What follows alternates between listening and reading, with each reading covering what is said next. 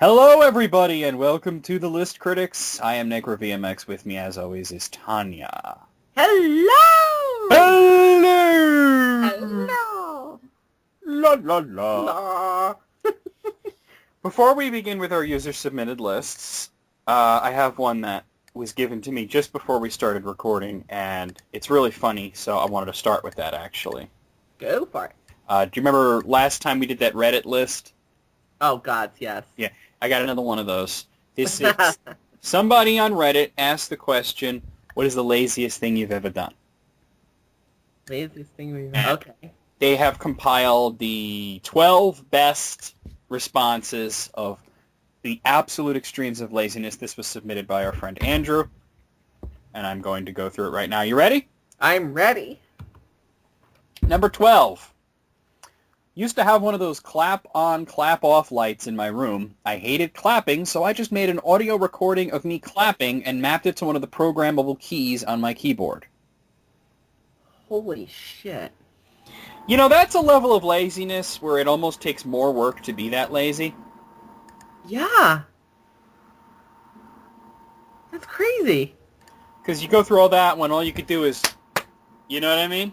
Yeah, that's I hate work. clapping.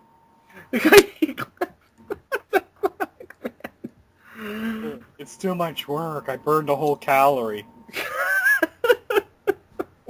Wow. All right. Number 11, I always heat things in the microwave for 1 minute 11 seconds or 2 minute 22 seconds because I'm too lazy to move my fingers from to the zero before I hit start. You also got that from Adam Carolla's book.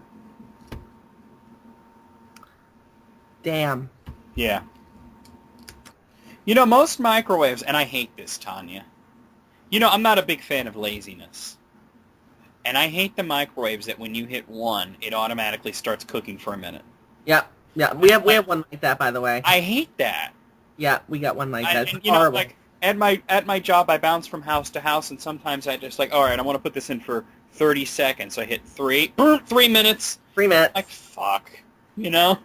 Yeah, we want to get a new microwave because of that. Because it's like, oh fuck me, you know. Mine doesn't do that.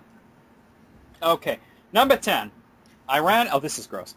I ran out of clean bowls for cereal, so I lined the bowls with foil over the old food and made a bowl of cereal. After that, I threw away the foil and did it again the next day. That's horrible.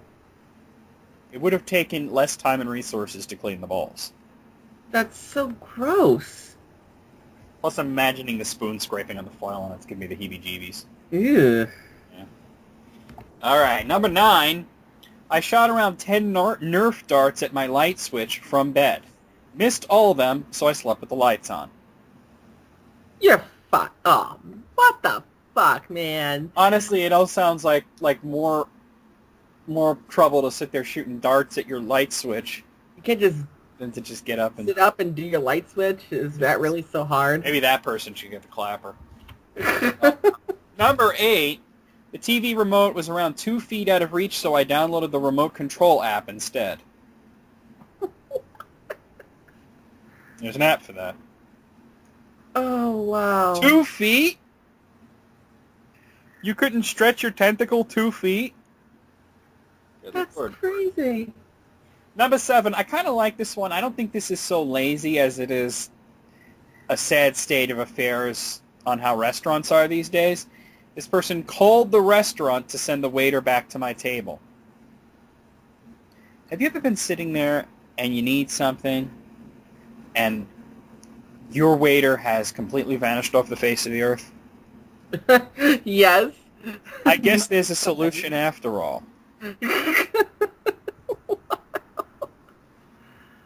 All right, number 6.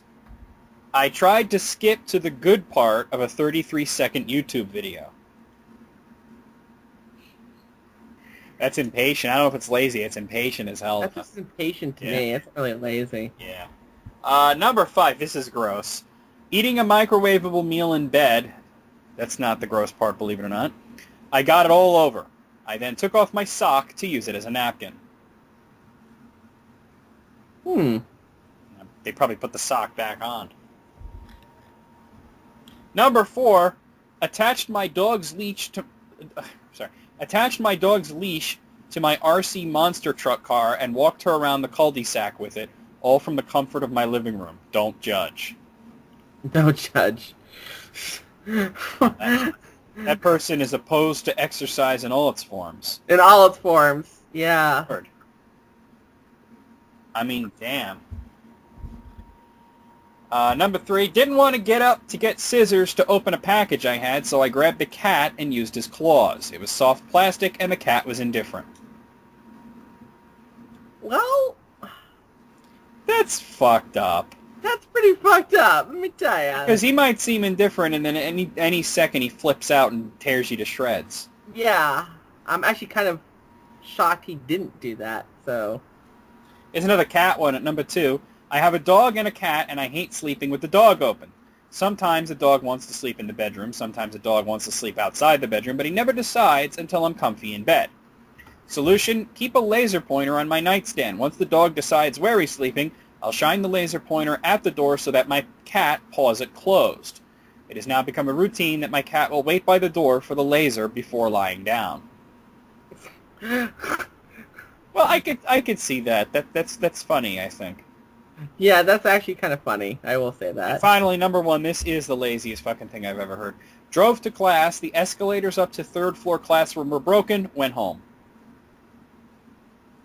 That's redunculously lazy. That's like a Homer Simpson level of laziness. Yeah.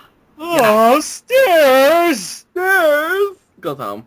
You know, Mitch Hedberg once said that escalators can never become broken. They can only temporarily become stairs. Yeah, that's true. Sign should say escalator, temporarily stairs. Sorry for the convenience. Out of 12, Tanya, what do you say? I'm going to say 10. I'm also going to say 10. Very much of the same mind there. That's actually very, very, very common between us now. Okay. I don't know how this is going to work. Let me see. What is this next one? Okay. This is from Slayer Darth. I don't know. This is stupid, but let's go through it anyway. Top 20 episode titles from Minder that are a play on American fiction. I have no idea what Minder even is. Who cares? Yeah. This is kind of like, you know, like The Simpsons always has titles of the episodes that are like some kind of play on words with some sort of movie or TV show or something. Oh, okay. All right. I don't know. He gave 2 honorable mentions. One is The Birdman of Wormwood Scrubs, and the other is The Last Temptation of Daly. Okay. See, the difference between these and the ones from The Simpsons is the ones from The Simpsons are clever. Yeah. Like E-I-E-I-DO! Yeah, I don't. Yeah, that was... All right, number 20 is Senior Citizen Kane. Okay, that's kind of funny. That's not too bad. Number 19, An Officer and a Car Salesman. Yeah. Number 18, Days of Fines and Closures. 17, The Great Trilby. It's getting worse. 16, Whatever Happened to Her Indoors. Number 15, Rocky 8.5. Okay. Number 14, The Greatest Show in Willesden.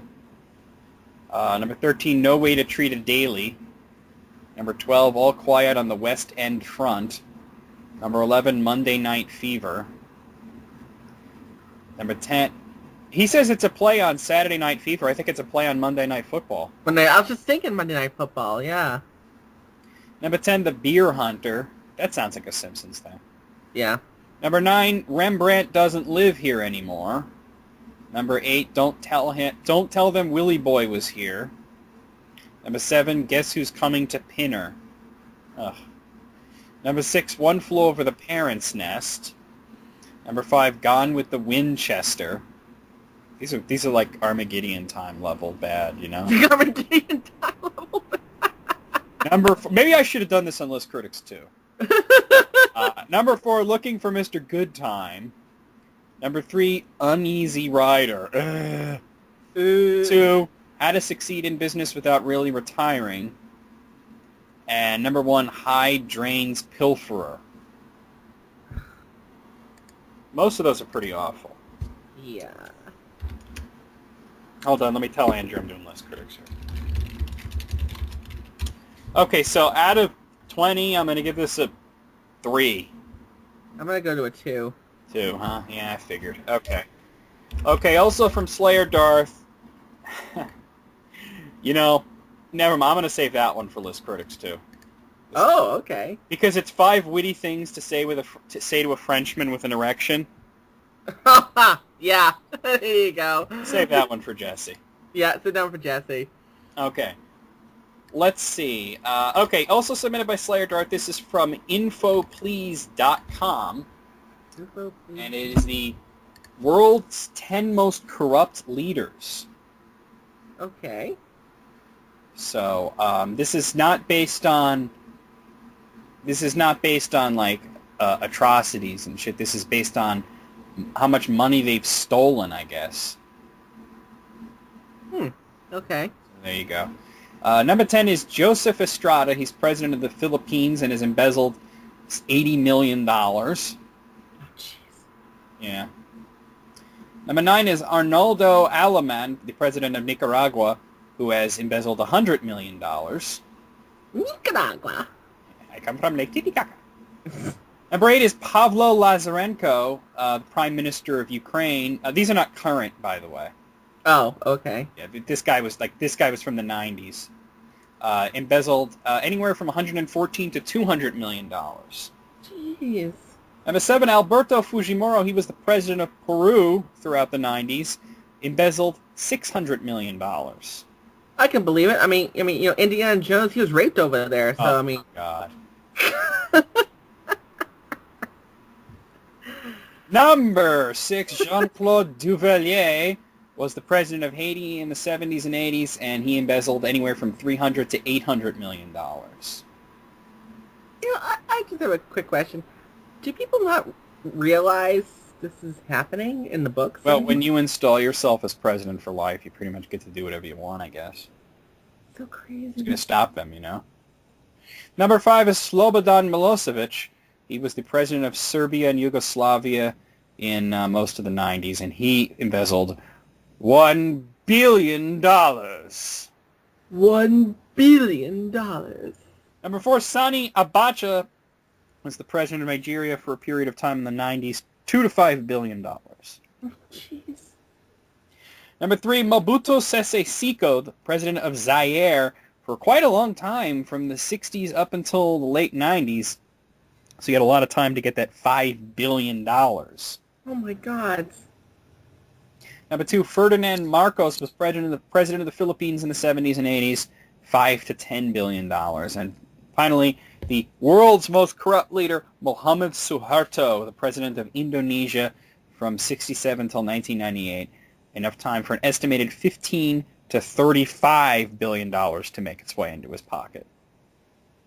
That's crazy. That's a lot of money. That's so crazy. Out of 10, I got to give, I mean, this isn't even an opinionated thing. This is a factual list here, so I'm going to say a 10. Absolutely. I mean, I agree, absolutely. Yeah. Yeah. That's crazy.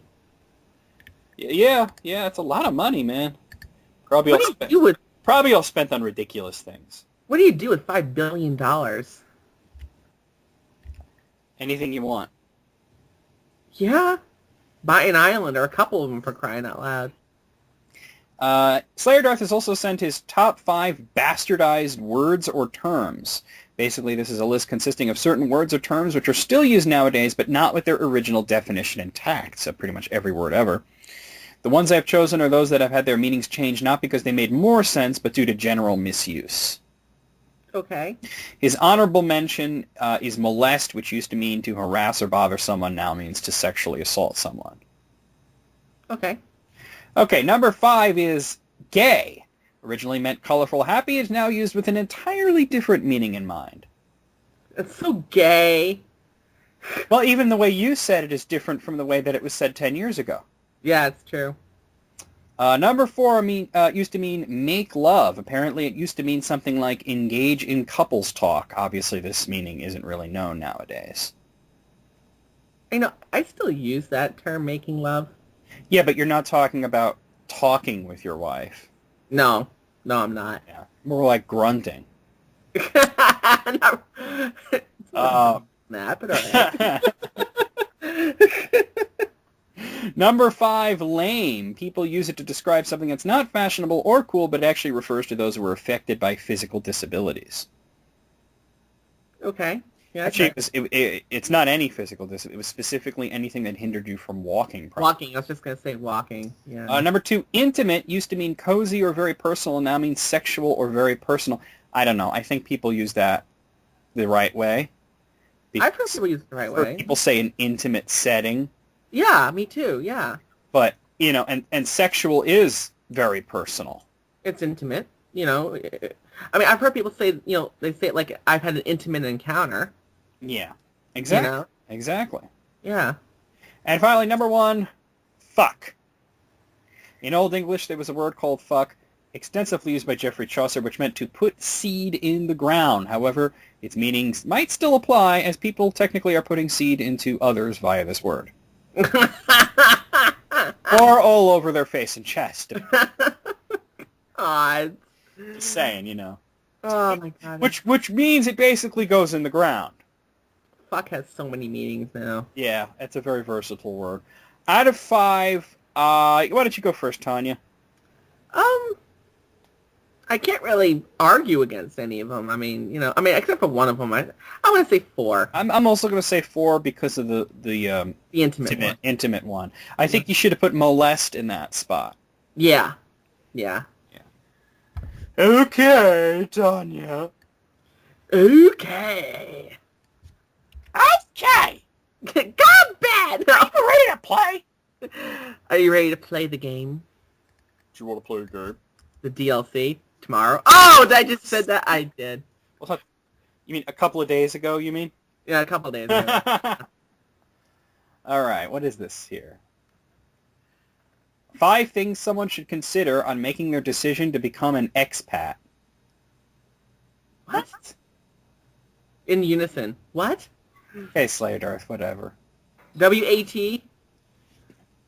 All right, well, I'm just going to read it. Number 5, will they make the effort to mingle with the locals, understand the lingo, culture, etc.? In my opinion, if you're heading over to a country with a culture that seems alien, you should just embrace such a change rather than live inside your own bubble. You won't grow as an individual by doing this. I know someone who used to live in Spain, Majorca specifically, for the better part of a decade, where there was a substantial community of British and German expats. However, all they apparently did was get drunk, pick up girls, etc. Expats generally tend to stick to their own, for lack of a better phrase. Okay. This is so strange. All right. Number 4, racism at the country they wish to relocate to. Will they be accepted as foreigners? Could this affect their standard of living? That's actually a valid thing. I mean, like, for example, if you're going to, let's say, move to Japan, you might want to get used to being called a gaijin for a while. Well, yeah, that's kind of... I thought that was to be expected, though, something like that. But... Well, some countries are more accepting than others. Well, no, this is inherently true. Let's see. Number 3, the cost of living as expats. Obviously, foreigners will be charged more than natives. Yeah, if the country is corrupt as fuck. I was just gonna say if the country is really corrupt, then absolutely. Why is that obvious? I don't think that's obvious. I think it's pretty obvious. I think that it's not the cost of living that you need to learn, but the currency exchange, so you actually know how much money you're spending. Well, now currency exchange, yeah, that's... Yeah. A lot of people just, they still have to... It doesn't seem like real money when you don't know how much you're spending, Right. It's like, did I just spend $25 or $250? Number 2, the absence of certain goods or cultural phenomena from your own country. They should stop shopping at businesses catering to the expat community, for instance, and learn to buy from local vendors. Why? What? They're saying that, let's say there's we're just going to say a cookie that you really like. And you go live in Nigeria for some reason. And they don't really have this cookie, but there's a Walmart there. And they have it. He's saying you should not shop there.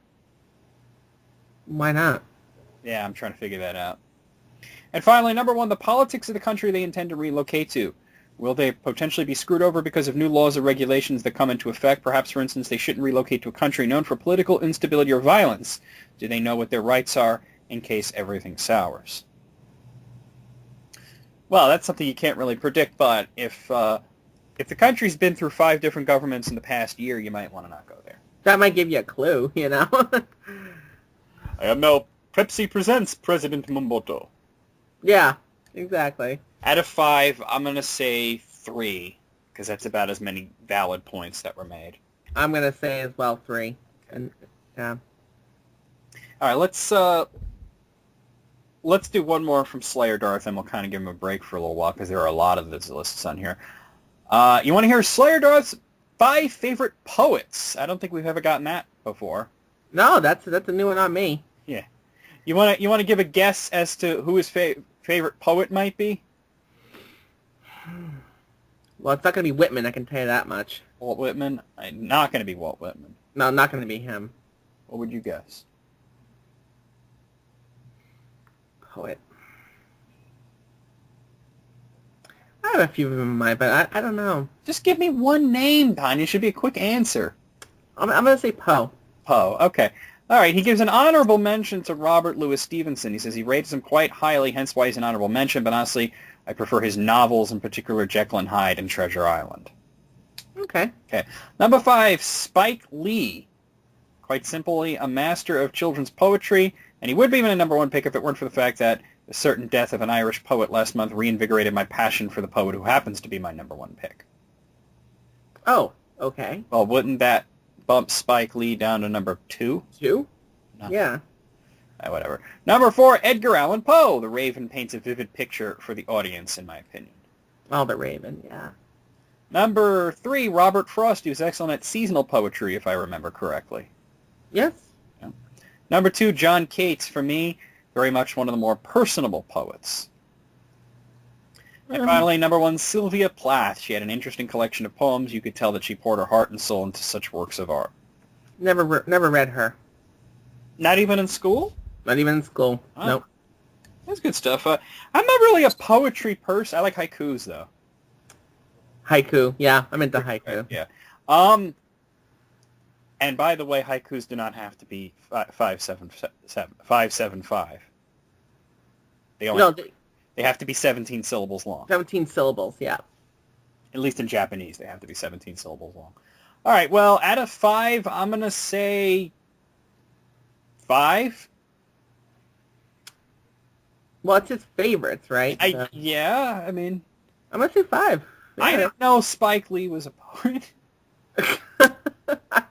Honestly, I didn't know that either. I was like, okay. All right, well, let's give Slayer Darth a little bit of a rest. How about Poof Nisei here?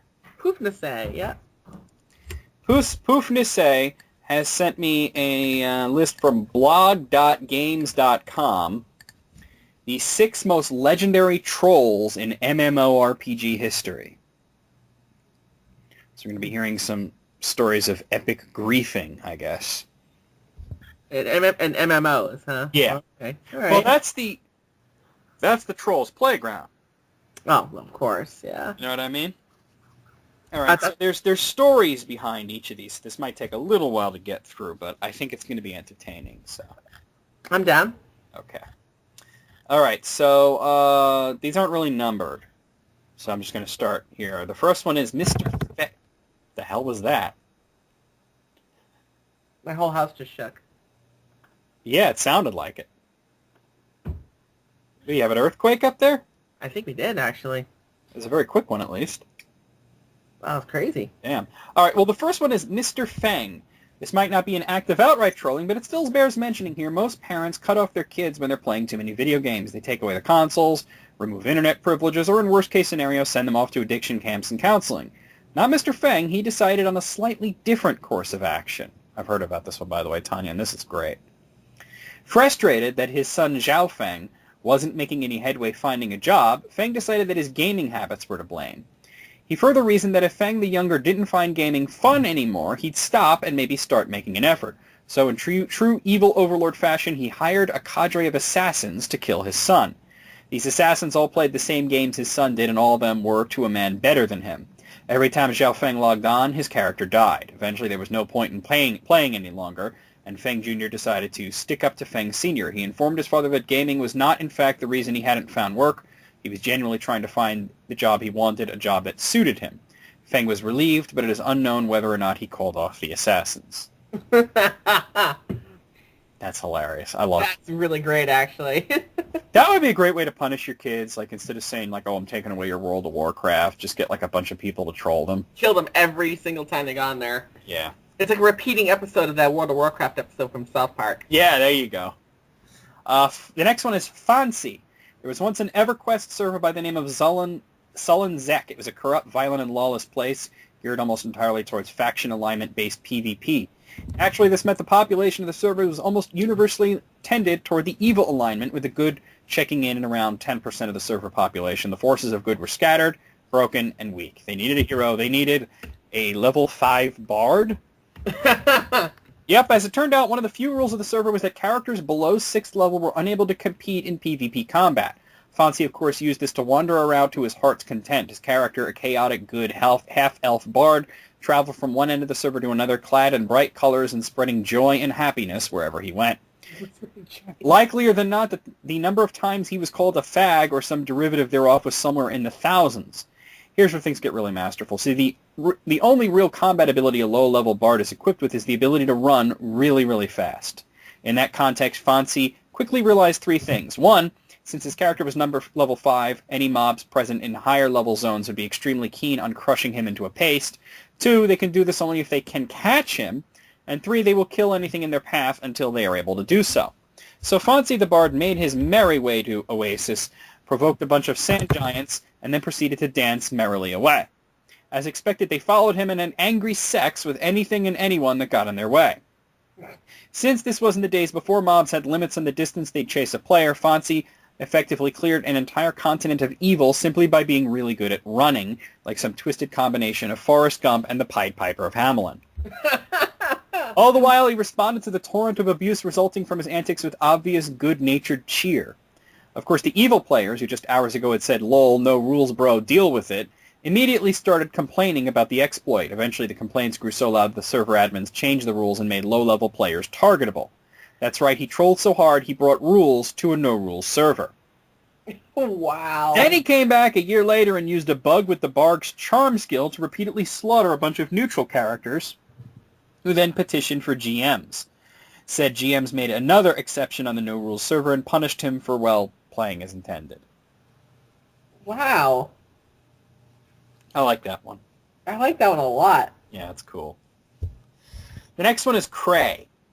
Many of the others in this list crushed entire servers under their iron heel. Cray changed the course of game development with what he did, and exerted a very real influence on one of the most legendary MMO franchises in history. See, back in the early days of Ultima Online, there were enemies known as slimes. If you've ever played an RPG, you know what they are. They are more often than not definitive of low level, just as much as goblins and zombies. Back when they were first introduced, they had this irritating tendency to split when they were struck. In other words, hitting them caused them to replicate. Lovely, right? Mm-hmm. For most people, it was a minor inconvenience. You had to deal with a damaged weapon, a legion of boring, uninspired doubling enemies, and the unnerving thought that you were an agent of their reproductive process. For Cray, it was a means of bringing an entire server to its knees. He managed to trap a few slimes in a house, and after some trial and error, equipped himself with a bunch of purple potions, which are extremely weak grenades, basically. Then he started throwing. After the house was full enough that his computer could barely handle it, he strolled over and opened the door. The server crashed, but not before the slime slaughtered pretty much into its entire population. The next day, he decided he'd try a different approach. He stepped forward, identifying himself as the one behind the slime invasion. He laid out a few simple terms. The people were to pay him 10,000 gold, or his slimes would blight the land once more. He was planning to attack it anyway. Everyone laughed until Cray crashed the server again. The day after that, the developers released an update that prevented slimes from splitting. That's right. One madman with a house, some weak potions, and a few slimes changed the world of Ultima Online. Who says one person can't make a difference? That's crazy. That is pretty great, yeah. I love that. Okay, so the next one is Reigns. How many people can say they've killed a god? Reigns can, at least. Back in August of 1997, Ultima Online's beta test was in full swing. On the 8th of that month, Lord British creator Richard Garriott's in-game avatar decided to pay a visit to the server to be conducted as part of a population stress test. Reigns decided he'd attempt to rain on the parade, quite literally. he targeted Lord British with a spell known as Firefield. To his shock, British keeled over. Evidently, the whole incident was tied to an oversight on the developer's part. Lord British was ordinarily flagged as invulnerable, but shortly before the incident, the server crashed. Garriott forgot to set his invulnerability flag when he logged on. End results, Rain killed a character that belonged to the creator of Ultima Online. The massive amount of lag that resulted from the stress test, coupled with the deactivation of the guards, allowed him to steal away into the night with only a few witnesses. A short time later, Rains was banned from the beta test, not for the assassination, mind you. Apparently he'd been exploiting a number of in-game bugs to grief other players rather than reporting them so that they could be fixed. Wow. That's terrible. I love it. That's pretty terrible. The next one is the Matani. Although Angway might be number one on this list, well, I guess it is numbered even though there's no numbers, simply for how masterfully he turned a server against him, he's actually not the biggest jackass here. That dubious honor goes to Alexander the Matani Janturko, widely known as EVE Online's most notorious, morally bankrupt player. His reputation is at least partially understandable. He makes an effort to play the Matani as a villain in a world where morality is a weakness and political maneuvering is the norm. In other words, he's a bit of a dick by necessity. That doesn't excuse his behavior at a CCP-hosted EVE FanFest convention last year, where he went up on stage to mock a player who'd expressed thoughts of suicide, and followed that up by giving everyone his personal information and encouraging them to harass him into making good on those thoughts. Though he has since apologized, been hit with a temporary ban, and resigned from the Players' Council, what he did is still completely out of line. Yeah. That's ridiculous. That's not bullying. That's bullying. That's pure bullying right there. And finally, we have Angway. Angway was a high-level orc rogue on the Dethicus server. I guess this is World of Warcraft, judging by the picture. And possibly a psychic vampire who survived on Rage alone. He gained his chops in EverQuest PvP, and after some time playing World of Warcraft, he realized that he missed being able to communicate with the people he killed. He enjoyed being subjected to their ire. So he created an alliance account by the name of Angway Spy and went to town. There's a place in World of Warcraft known as the Wetlands. It's one of the first Alliance PvP zones, and a major thoroughfare for mid-level characters besides. There's also only one entrance to the zone, save for a griffin or a boat. Guess where Angway set up shop? By camping at that bottleneck, Angway forcibly established himself as one of the biggest trolls in MMO history. He's been threatened. People have tried to track him down. He's been targeted with every insult known to man, and more than a few previously unknown ones. He didn't inspire rage so much as complete, full-blown psychosis. The worst thing was he was actually good at playing his class. He wasn't targeting newbies simply because they were easy prey. That wasn't his only goal. His real aim was to draw out the highest level players so that he could kill them for honor, which he did more often than not. The legions of angry newbies he ended up creating were just happy bonuses. He was less a player than a world boss, and his mere presence defined an entire server. People went so far as to write elaborate and intricate guides centered entirely on avoiding him. Whole guilds formed with the express purpose of hunting him down. That's crazy. That wasn't all he did either. On Angway Spy, he had this little process where he'd worm his way into a guild, trick the leaders into granting him officer, and then run a macro to remove every single guild member. In his own words, ganking lets you drink sweet tears, but wiping out an established guild lets you mainline them. I think we could leave it at that. Oh my goddess. Damn. All right, so out of 6, I'm gonna go ahead and give this a 5 because there was that one that I didn't really care for, but I'm gonna say a 5 as well, actually. okay, there we go. So there we go. That was good. I like that. That was fun. Here is another Poofnisse thing. This was from WatchMojo.com, transcribed by Poofnisse. It is the hell is it? Oh, it's, I guess, top 10 rock and roll myths. Okay. So number 10, Mama Cass died because of a ham sandwich. You ever heard that one? No.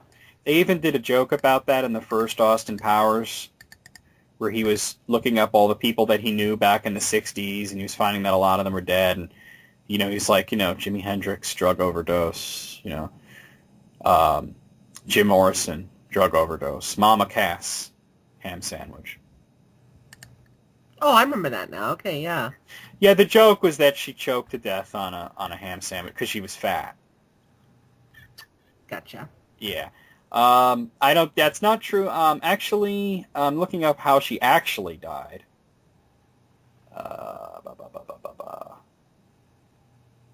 She died in her sleep, so heart attack.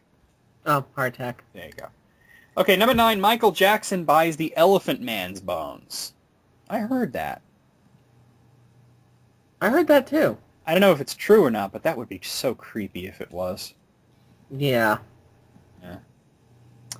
Number 8, Love Roller Coaster, sing by Ohio Players, has a scream of a dying girl. Yeah, supposedly there's a scream in the track that's supposedly some girl dying. There's probably absolutely no truth to that.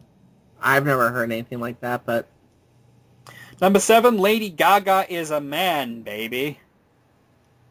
Well, that's definitely a myth. Does anybody actually believe that? Come on now, really? Yeah. Number 6, Sid Vicious's mom spread his ashes over his girlfriend's grave. I never even heard that, and who cares if it's true? I don't... Yeah. Number 5, Jennifer Lopez has insurance on her butt.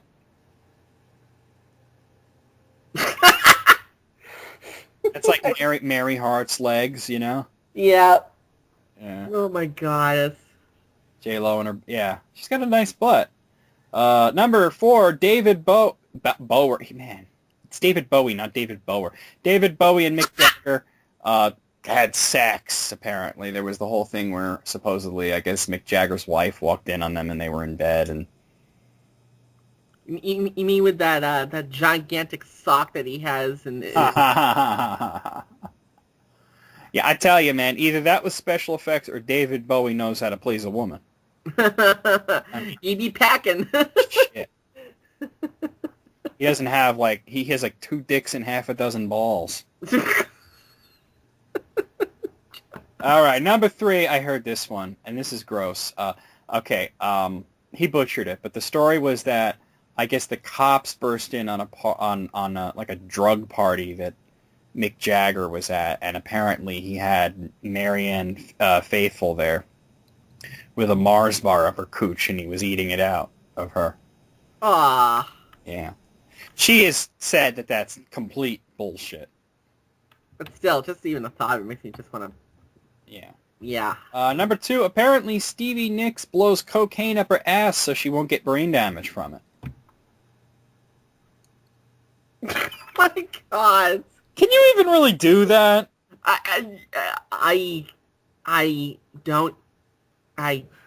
Yeah, wow. Yeah. And number 1 is that the legend of Led Zeppelin using a mud shark as a sexual prop on a groupie. Yeah, I've heard that one before. There was a whole Frank Zappa song about that. Yeah, Yeah. that's right. Or a mud shark in your mythology.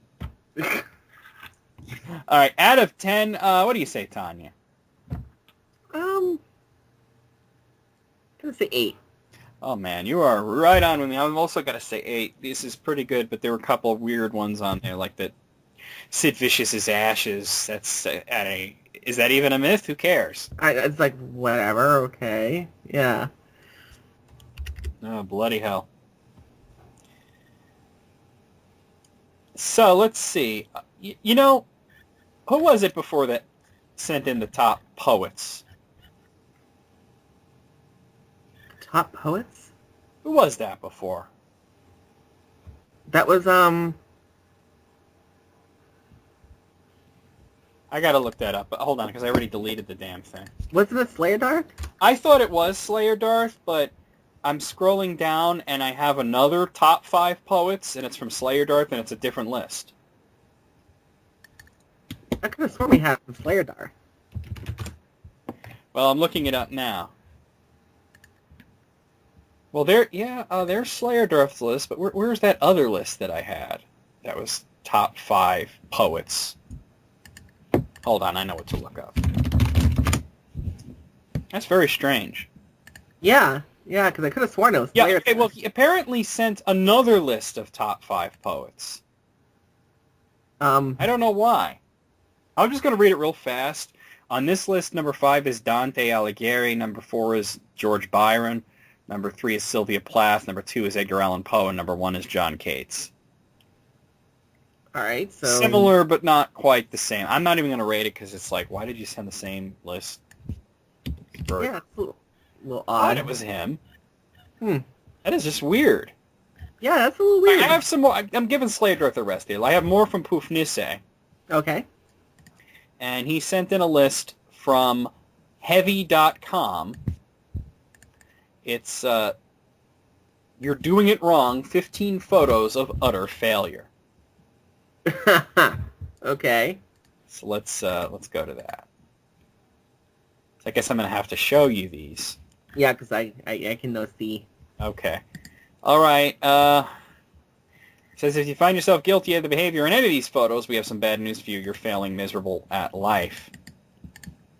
So here's the first one, and to describe it to people, this guy's car is on fire, and he's targeting it with a hose from, like, way far away, and he's, like, hiding behind a house. It's just, like, peeking out, and it's like, you definitely need to call the fire department. That is not enough water. Fail much? Oh my goddess. That's a pretty bad fire, too. I mean, yeah. This next one, I'm not even understanding what's going on. It's a picture of a bike that's been tied to a pole. Oh, I see. Yeah. You'll see it. Look at the way they tied it to the pole. Look at that. Oh, jeez. That cord is way too long. All I have to do is lift it up over the pole, and okay, free bike. Oh my god. All right, now this one here is just, I mean, this isn't this person failing, it's this person's parents failing. They named him Mike, and his last name is Litterus. Mike Litterus. Mike Litterus. Here's a picture of a woman trying to put gas in her car, but she doesn't realize you have to put the nozzle into the hole, so she's trying to spray it at the hole. Fail? Can we see fail? That's going to take a while. Here's a picture of 3 women singing, and the one in the middle is holding the microphone the wrong way. She's facing it outwards. You're doing it wrong! Idiot. And she's... By the way, you got enough makeup on there? I was just going to say, I mean, I'm looking at her like, damn, she's got a shit ton of makeup on there. This next is not a photograph, but it's an X-ray. And as you'll see, there is a cell phone wedged nice and firmly up this person's asshole. Oh my goddess. That is not how phone sex works. What the flying fuck? Okay, here's a picture from a shooting range. The guy is plugging his ears, but he's doing it with a gun. I think he said to me Sam did that a few times. It didn't work out. That is gonna be bad? Asshole. He's got his finger on the trigger, too. Oh my goddess. Okay, here's a general fail for playground design. You think that's just a little bit bad? I mean, it's going right inside the dumpster there, for crying out loud. I can't tell if that's Detroit or Pripyat.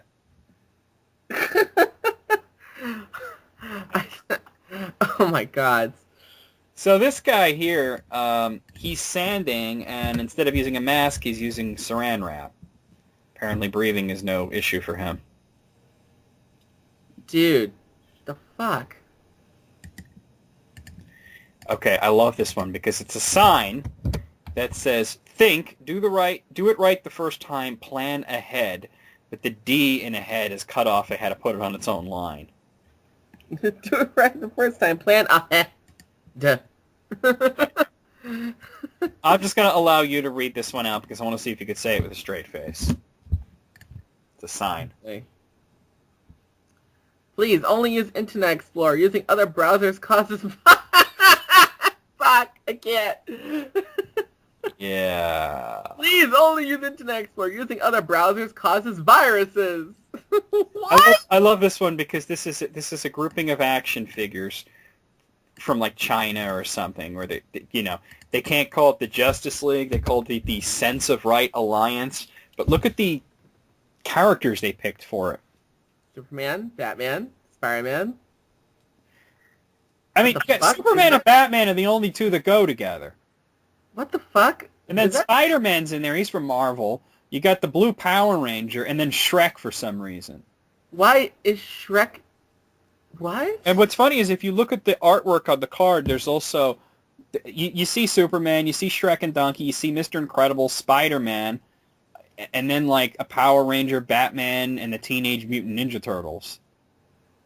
What? Yeah. Why do I see Mr. Incredible with these people? Why do I see Ninja Turtles? What is Shrek doing here? Why?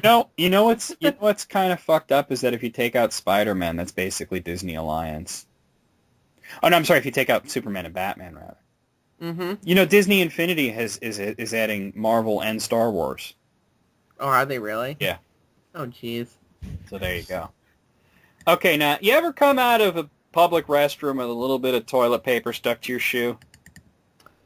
Once in a while. Check this guy out. Let's see. Dude, you have a very long line. It's still in his asshole. It's still in your butthole. Coming out of his pants and still connected to the roll on the other end.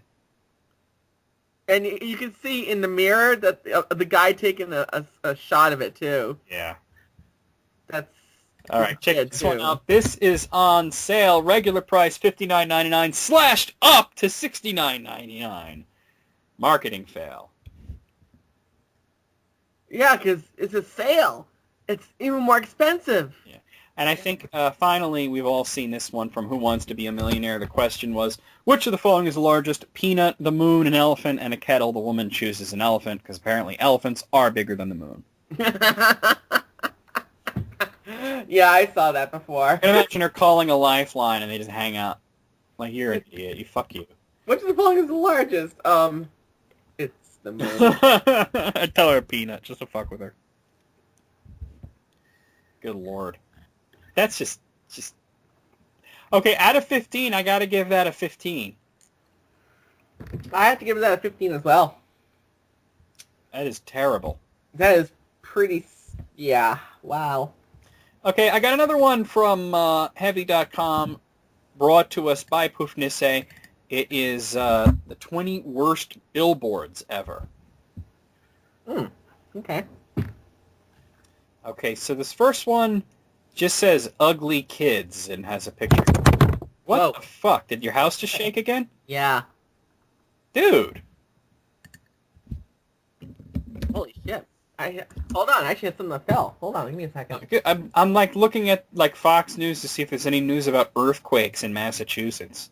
Oh shit, my camera fell. The fuck, man? All right, so the first one just says ugly kids, and there's like 3 ugly kids. I don't know what the deal with that is. Maybe it was a show. 3 ugly kids. Oh, that's just the header. Okay, so this first one, it's an advertisement for Saskatoon, which is apparently a restaurant. And it's got a picture of a moose grazing. It says, "There's plenty of room for all of God's creatures," right next to the mashed potatoes. Oh, wow. Delicious. Have you ever eaten moose, Tanya? No. I had a moose burger once. And? It was good. Huh. Very tasty. This one says, "It's 2 a.m., and it has those like check boxes, and the first one says, "Call a cab home," and the second one says, "Text party info." It's a cell phone thing. And somebody spray painted a third one with a check mark in it that says, "Have anal sex." Aw, come on. Well, at 2 a.m., what else are you going to do, I guess? Sorry, but exit only. This one says, "Hi, Steven. Do I have your attention now? I know all about her, you dirty, sneaky, immoral, unfaithful, poorly endowed slimeball. Everything's caught on tape. Your soon-to-be ex-wife, Emily. P.S. I paid for this billboard from our joint bank account." Oh, wow. Owned. Okay, this is just... I have to just send this one to you. Because I want you to read this one, Tanya. Oh, boy. This is so horrible. All right, let's see. Let's see. I can't even... Oh, God. I don't know if I can even say it out loud. I'm trying to, but... I honestly, I think... All right, disclaimer. This is probably going to be one of the most offensive things anyone will ever say. It's from truthministry.com. Are you Asian and don't want to be? There's hope for change. Truthministry.com. I think that might be a spoof. Because truthministry.com is one of those pray the gay away things. I think that might be a little photoshopped. Well, let's put it this way. If that's true... Here's a billboard that is anti-baggy pants. You know, the kids that wear the pants down with their, like, underwear hanging out. It says, Big Mama says, pull them up. Keep it a secret. And for some reason, it's got a picture of Aunt Jemima. What? Yeah. Here's a, oh God, this is funny, though. Here's a billboard for Hacienda Mexican restaurants. It's got a picture of a margarita, and it says, we're like a cult, but with better Kool-Aid. Okay. Here's one for Crack Team Foundation Repair Specialist that says, Mr. Happy Crack says a dry crack is a happy crack. Yeah. I agree. I agree. Yeah. This one says, don't read enough? Rent 10,000 books on tape and CD, simplyaudiobooks.ca. The funny part is a picture of George W. Bush. George W. If you're not so good at that book reading stuff, audiobooks may be for you. God. Oh, my God. Yeah. This one has a picture of some kid, and it says, it's my future. I want to be an engineer. Sex can wait. I don't see how having sex stops you from being an engineer. Hell, it might even help. I mean, I don't... Yeah. Get that creative juices flowing, you know? I mean, shit. This one is just a picture of George W. Bush, and it says, miss me yet? I've seen that, actually. I've seen that, too. That was when it started to get really bad with all the Obama stuff, and nobody knows who was putting those billboards up or who was paying for them, but it just says George W. Bush waving, and miss me yet? No, never. Well, let's say we went out of the frying pan and into the fire. That doesn't necessarily mean we want to get back into the pan, you know what I mean? Yeah, no, it's just one blunder after another. Here is this is just bad naming for a resort called Big Dick's Halfway Inn. Next to Just a Tip Diner, I guess. This is a really clever one. It's an ad for Imodium, but they actually attach to the billboard a gigantic replica of a toilet paper holder with no toilet paper on it. That's pretty clever, actually. Poop much? Poop much? Yeah. That's pretty this clever. Is a billboard for some guy's law practice. It says, trust me, I'm a lawyer. My dogs do. And it's got a picture of this guy with his dogs. What the fuck?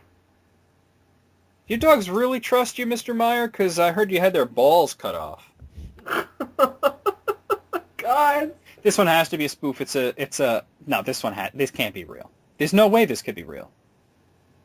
It even looks like a bad Photoshop. It's a Jack Daniels billboard that says, I did what with my sister? It's gotta be fake. There's no one. This one has a picture of a man grilling, and he's grilling on a barbecue, and his wife is all like hugging on him, and it says, pork, the one you love. That period is very important. Yes. Yeah. Wow. This one says, 15 best things about our pubic schools. Pubic school? Yeah. Well, I didn't go to pubic school. I went to public school. I didn't go to pubic school, though. I also went to public school. Yeah, but I didn't go to pubic school. I wonder what that's like. I didn't get into pubic school until later. Pubic school. Okay, so there's two billboards to this one. The top one has this like kind of attractive chick. She's got her shirt open. There's some cleave going on, and she's like licking her finger, and it says, Psst, I'm at Racers. So obviously it's an ad for a strip club. Right below that is for the Dallasburg Baptist Church. It says, what are your eyes fixed upon? Let us fix our eyes on Jesus.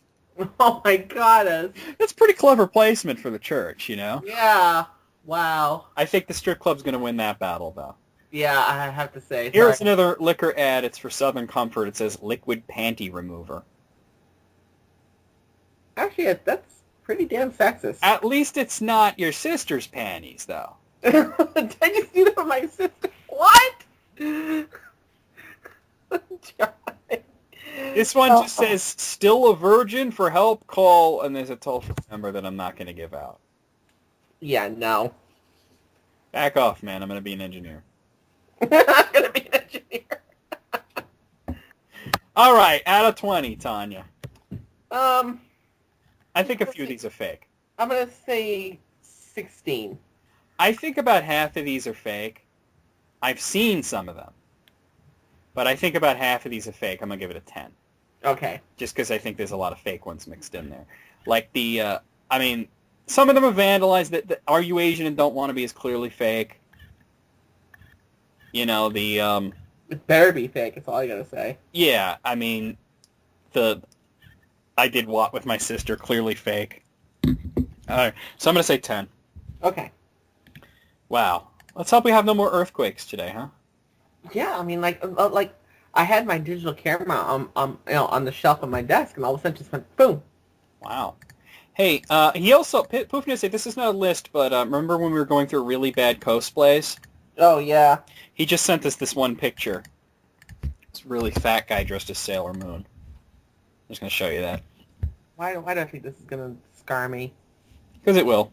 And I'm scarred. And you like Sailor Moon, so that's... I'm a huge fan of Sailor Moon, not just... Not no more, you ain't. No, that's destroyed me. Good Lord. Okay. Also from Heavy.com, submitted by Poofnisse. Let's see. Let me actually bring it up before I say the title here. Because I don't know how many. 20 awesomest kid costume fails. Kid costume fails, huh? Yeah, so these are all costumes worn by children, and they are fails in many ways. Most of them are highly inappropriate. I've seen a few of those at my door in the past, actually. What's the worst? Give me an example of the worst. I had this one girl, could have been older than 10, and she was wearing a far too revealing, of course she had nothing to reveal, but she had a far too revealing outfit where it was this sexy fairy type thing. Oh, my God. You know why that is wrong on so many levels, and I'm just thinking, isn't it cold on Halloween? Yeah, especially up here. Good Lord. Okay, so this first one is just great. I'm going to send it to you so you can actually see it. This kid's dressed up like a condom. Oh my goddess. Wait, can I not get the picture here? Oh, here we go. He's dressed up like a condom. You're fucking shitting me. Yeah, Trojan. You are fucking shitting me. That's your parents' way of saying we didn't want you. Oh my god. I don't know. This may not be appropriate, but I think it's cute. The dad is dressed as a bottle of Jack Daniels, and the little son, who looks like he's about 3 or 4, is dressed like a pack of cigarettes. Like I said, it may not be the most appropriate thing ever, but it is cute. So, if I can get the fucking picture... I'm not going to be able to send you these pictures. It's like a whole flash thing. So you just have to trust my word for it. Let's see. The next one, we got a kid dressed as a suicide bomber. He's got the dynamite and the plunger and the Arab costume. And fail. That's a fail. All right. Here we have a kid dressed as Walter White. What? He's got the bald cap and the glasses and the fake OT and the shirt and everything. It's Breaking Bad. I don't know. That's cool. I mean, obviously, kids shouldn't be watching that, but that's crazy. Oh my God, this is terrible. This is little boy. He looks like he's about 3 or 4 years old, dressed like Hitler. Oh, that's wonderful. He's got the little shoe polish mustache there. Oh, that's wonderful. That's terrible. That's terrible. Jeez. Oh, that's fucked up. It's cute though. This is a baby, looks about 1 year old, and no particular costume, just has an alien chest burster coming out. Okay, that's actually kind of cool. It is kind of cool, but the kid looks freaked out. Then we have a kid, apparently looks about 12 years old, dressed as a game of beer pong. It's retarded. That's pretty retarded, yeah. Here's a kid dressed as a toilet, and he's holding toilet paper. That's also stupid. Yeah. Then I have a kid dressed as, it looks about 12 years old, he's dressed as a pimp. Pimp cane and his gold and his hat. Just a tad bit inappropriate for his Bit, age. yeah. Just a little bit. Oh, this is cool. This is a girl dressed as like a zombie Dora. Okay, that's pretty cool, actually. She's creepy looking, so I'm going to hit next, though. Little baby dressed as a pot leaf. Yeah, no. Cute kid, but that's not right. Yeah, no. I don't see what's wrong with this one. There's a little baby little toddler dressed like a bum. A lot of people dress like bums for Halloween. Yeah, I guess it is politically incorrect, so... He's got the shabby clothes, the little beard, and it has a cardboard sign that says, "We'll work for candy." Oh. It's cute. Next is a little girl who doesn't have a costume, and I guess her parents were lazy and cheap, so they just took the, you know, like when you get like a big thing of like toilet paper and they're individually wrapped, but it has that one big wrapper around the whole thing? Yeah. So they just put that around the little girl and said, "Here, you're a roll of toilet paper." Oh, come on, really? Jesus, that's lazy. You got a little boy dressed as Hannibal Lecter, and he's even on a hand truck with the mask on. He's strapped down with he's even got a straight jacket on. Oh, that's not good. It looks like he's at Comic-Con or something. So they're wheeling him around. Oh my god. There's the kid with the condom kid again. Oh my god, there's a little baby, can't be, probably not even a year old, dressed as a stripper. And the baby's mother is holding her up to this like stripper pole, and she's got like little fishnets on, and clearly has no idea what the fuck is going on. Fail. Yes. Fail. Fail. There's another Walter White, not as good as the other one. Another Walter White. This one has like the whole like meth outfit and a bag of rock candy though, so that's pretty cool. Oh jeez. Oh god, can I? Oh, Jesus Christ, I really want to show you this little kid dressed like Chucky. He looks just like Chucky. You know what? I'm just going to link you to the page so you can see this. Okay. This isn't inappropriate. This is awesome. Let me see.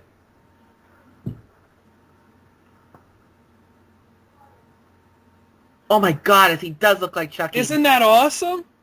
Okay, that's pretty cool. Dude, they got to do like Chucky meets Pinocchio or something, where Chucky becomes a real kid and then get this kid to play him. And yeah. Like this murderous little boy. That looks pretty badass. That is awesome. Yeah, that's not inappropriate. Next one is a very little girl, looks a couple of months old, dressed as a Hooters girl. Fail. Fail. I don't even know what's going on in this next one. Is these two kids, and I guess they're dressed as shitheads. I'm going to send you the link and just to the page, and you tell me what you think they're dressed as, because... Yeah, I don't...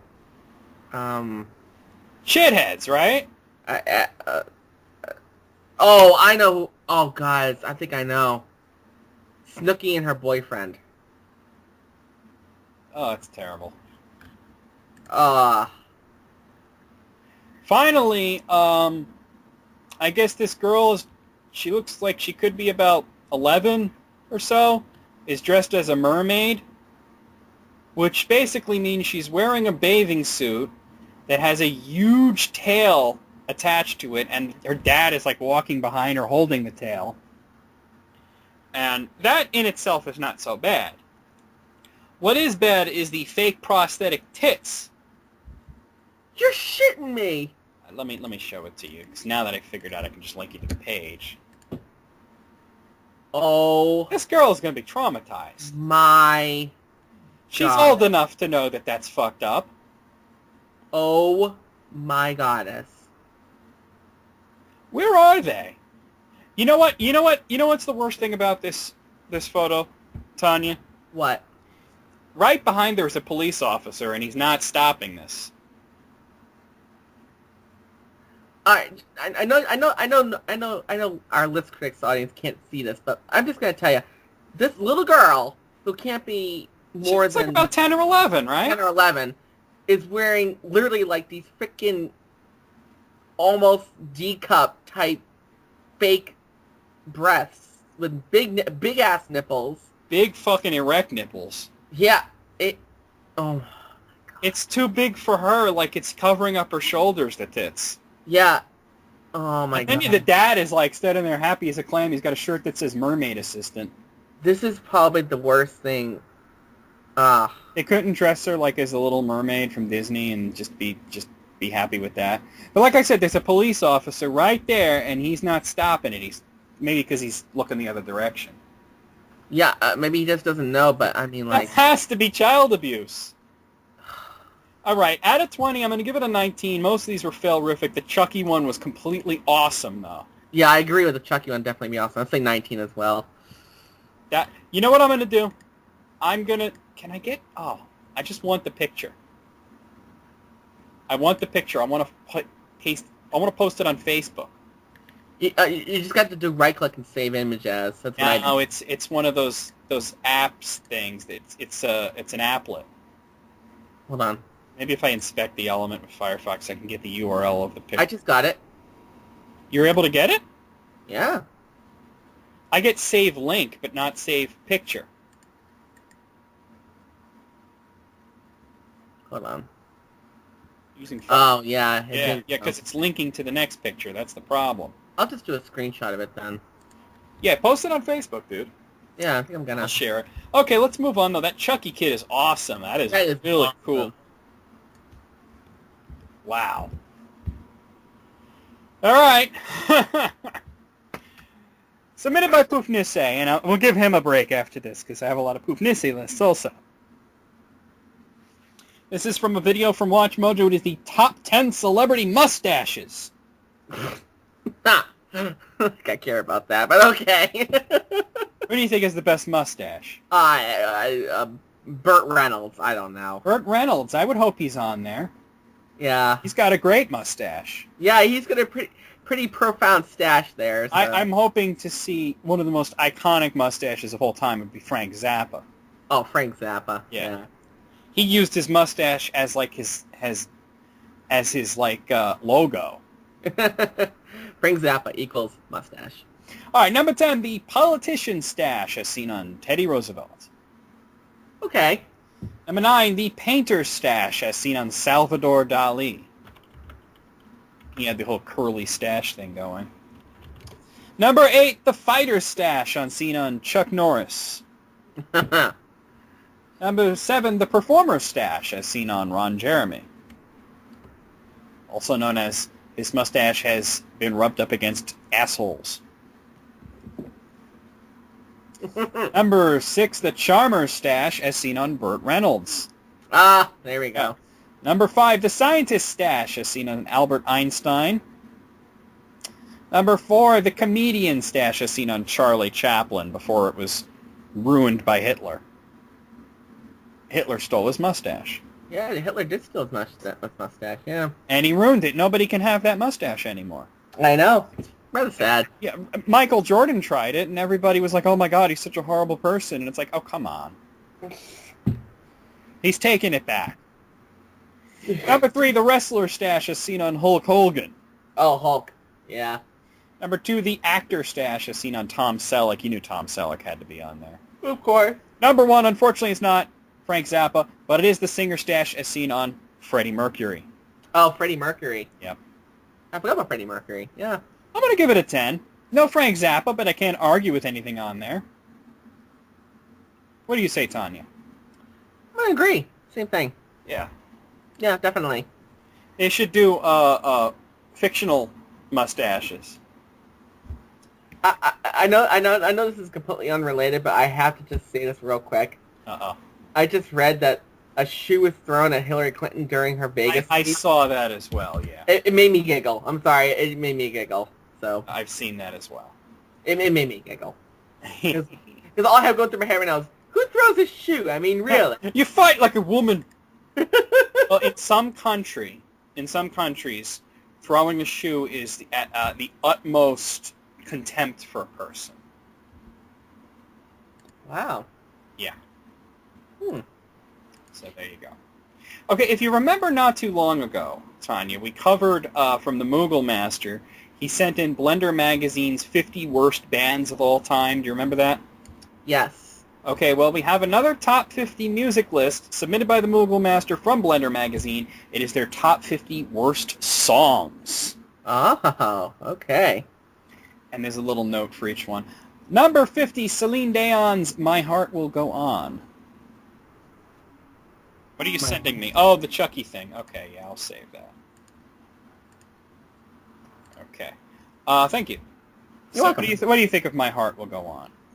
I think next time I hear it, I'm going to punch somebody in the throat. I think it's appropriate for the movie Titanic, but other than that, I wouldn't listen to it. I listened to it. I was forced to listen to it by an ex-girlfriend of mine for so long Oh, God. that I literally want to vomit when I hear it now.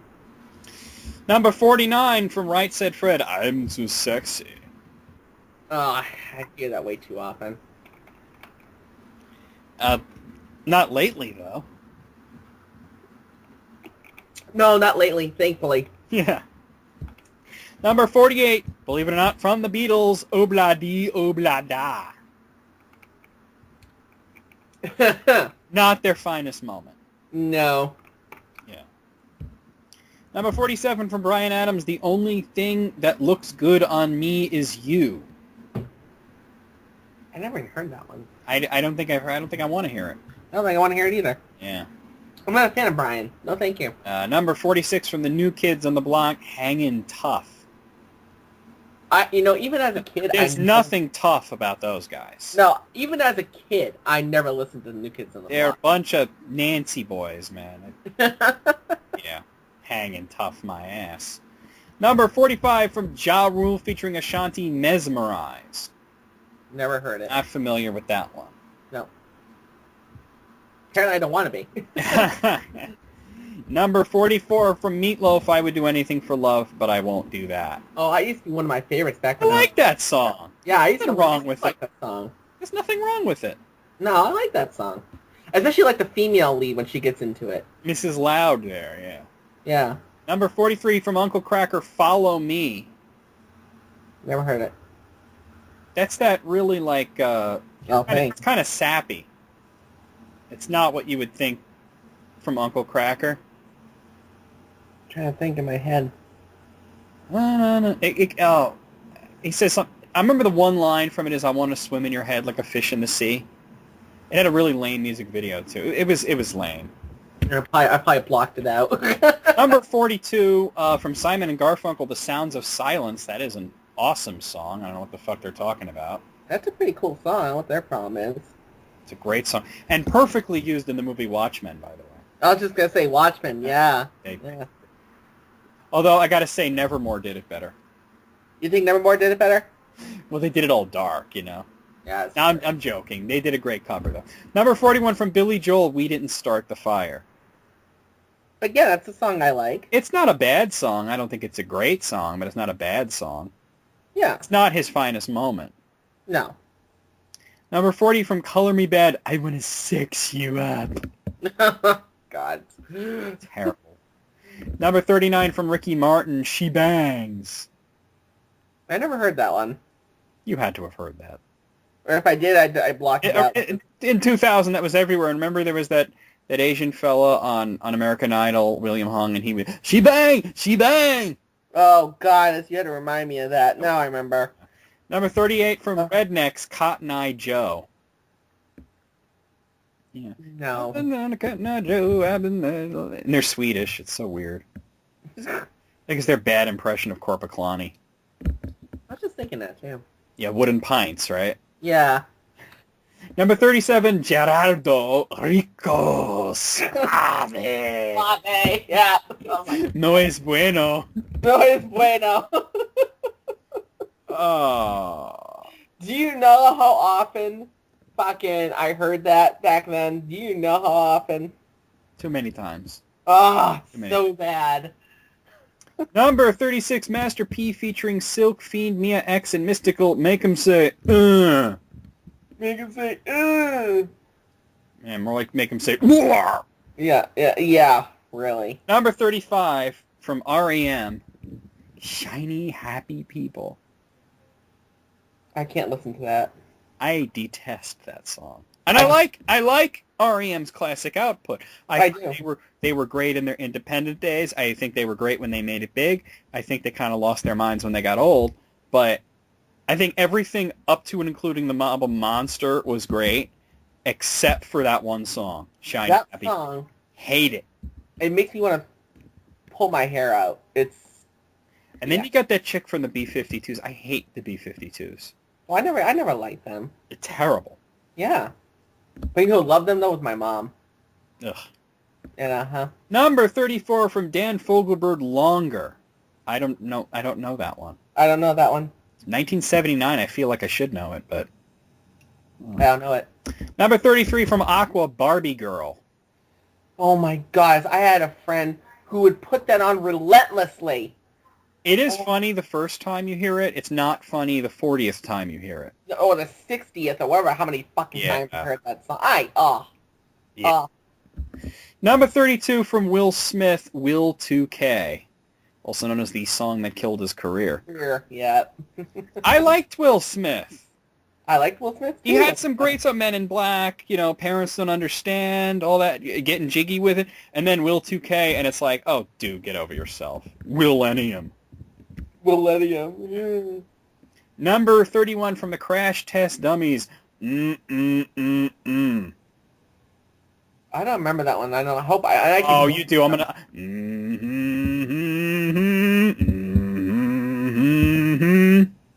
I don't like you now. You remember it, don't you? Yeah, now you just made me remember it. But I will redeem it for you. What about Weird Al's version? Thank you. Once there was this guy who got his wife so mad that she cut off his wiener. Okay. That makes Number 30 is a twofer, actually, from Whitney Houston, Greatest Love of All. Oh, no, okay. That's not a title. Greatest Love of All is the song. Never mind. Anything from Whitney Houston. I can't stand her. I don't like Whitney Houston songs. So. I never thought she was any good. Number 29 from Deep Blue Something, Breakfast at Tiffany's. I don't think it's a horrible song, but it is boring. If you want to put me to sleep, put that song. It's a dull song. I don't think it's the 29th worst song of all time, but it's dull. Number 28, and this one, this is a really bad one. Number 28 from John Mayer, Your Body is a Wonderland. This one makes me want to vomit. I think the first time I heard that, I literally was thinking to myself, I'm in hell. It's that bad. Number 27, I like the band. I like the song. I have to admit. Number 27 is Europe, The Final Countdown. Never heard that one. Yes, you have. I don't think I have.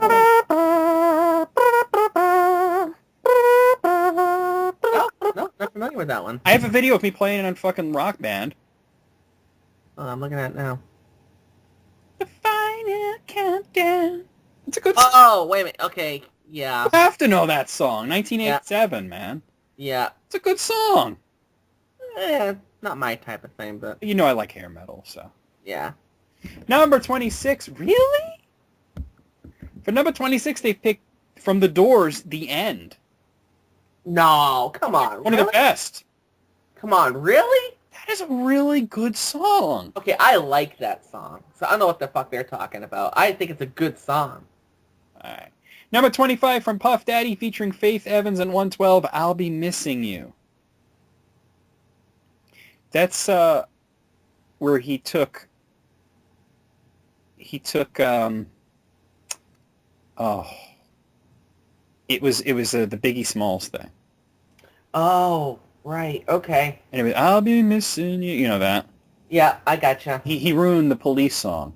Yeah, he ruined it. Completely fucked it up. Yeah, I remember Because that song. he took the verse and made it into the chorus. Into the chorus, yeah. Yeah, I remember that now. Number 24, Five for Fighting, Superman. Oh, I remember that too. That was irritating. That was really irritating. I don't think it was the worst song ever, but it was one of the most overplayed. I think I must have heard that way too often. Yeah, way too many. Especially in the car. Oh, God. Number 23 from Corey Hart, Sunglasses at Night. I think I've forgotten that one. I've forgotten that one, I think, because I don't remember it. Number 20 from Toby Keith, courtesy of the Red, White, and Blue, the Angry American. Yeah, meh, I guess. Couldn't care. Yeah. Care less. Number 21, I like this song too, by the Spin Doctors, Two Princes. Another meh from me. I don't know. I think it's an okay song. I don't see what the big deal is in that one. Number 20 from Lionel Richie, Dancing on the Ceiling. No. You know, not a terrible song, but a terrible music video. Yeah, no. Number 19 from Mr. Broken Wings. Not familiar with that one. I think Carissa is, but not me. Number 18 from Chicago, You're the Inspiration. No, thank you. No. Just no. Number 17, here's another rapper doing their career-destroying song. Number 17 is Hammer, Pumps and a Bump. Oh, God. Yeah. Oh, goddess. No. Yeah. No. You wiggity wiggity whack if you ain't got no biggity back. Stop. Number 16. I don't think this is a terrible song. From Four Non-Blondes, What's Up? Oh, that's just whatever. It's an okay song. I don't see what's wrong with it. It's not that bad, but... Yeah. Number 15. From the Rembrandts, I'll Be There For You. Which actually defines overplayed because it was the Friends song. Yeah, it was there. It was on there every single time. I hate that show. I never got into Friends. Number 14 from Bette Midler, From a Distance. You know, I can honestly say I've never heard that song. I can honestly say I have, and a little story behind it. That came out in 1990, and I was in the 5th grade. And we had the chorus. You know, you had to be a part of that fucking ridiculous thing where people sang. Oh, I remember that. Yeah. I had to sing that fucking song because it was God. a hit song. It was a hit song at the time. I hated every second of that song. Yes. You know what I did, Tanya? What'd you do? Got myself kicked out of the chorus. You did? Oh, yes. Man. Oh, man. I could see that happening to you in my head. Never had to sing Butt Midler again. Okay.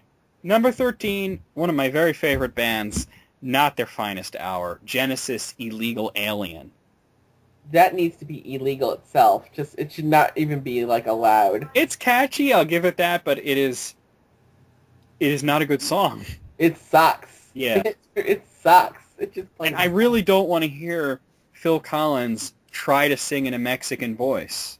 Oh, God, no. Ugh. Number 12 from the Beach Boys, Kokomo.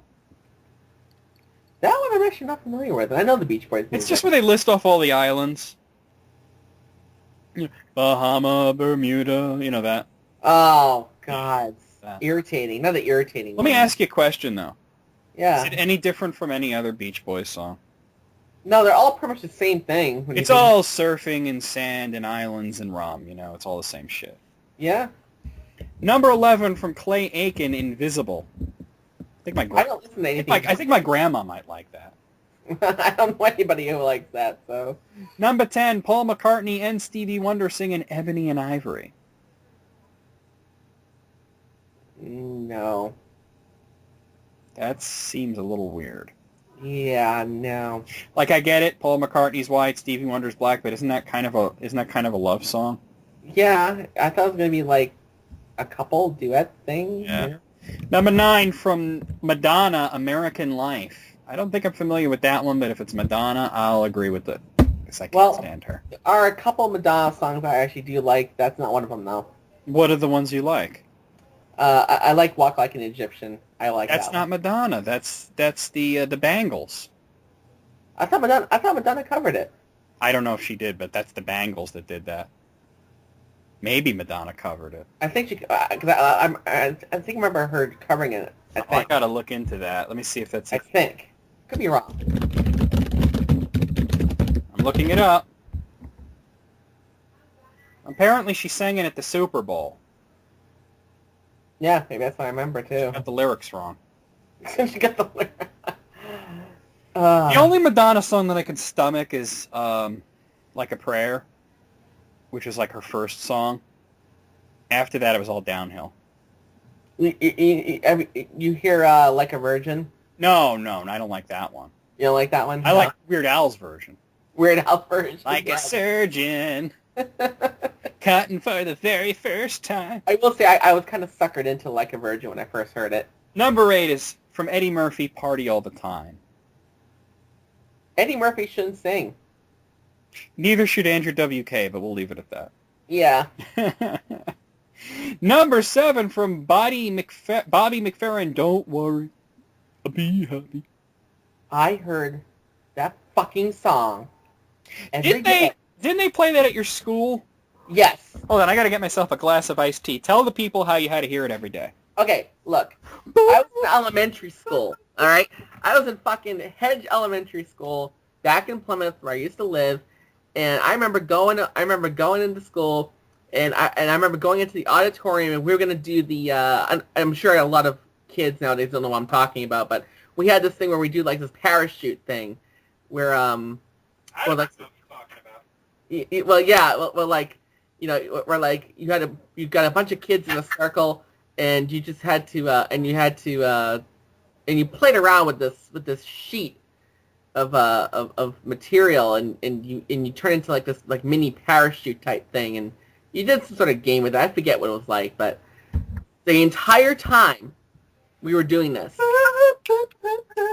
that's what you heard. The entire fucking time. And here's the thing. You think, oh, you just hear it once, right? No. They looped it. It was loopable.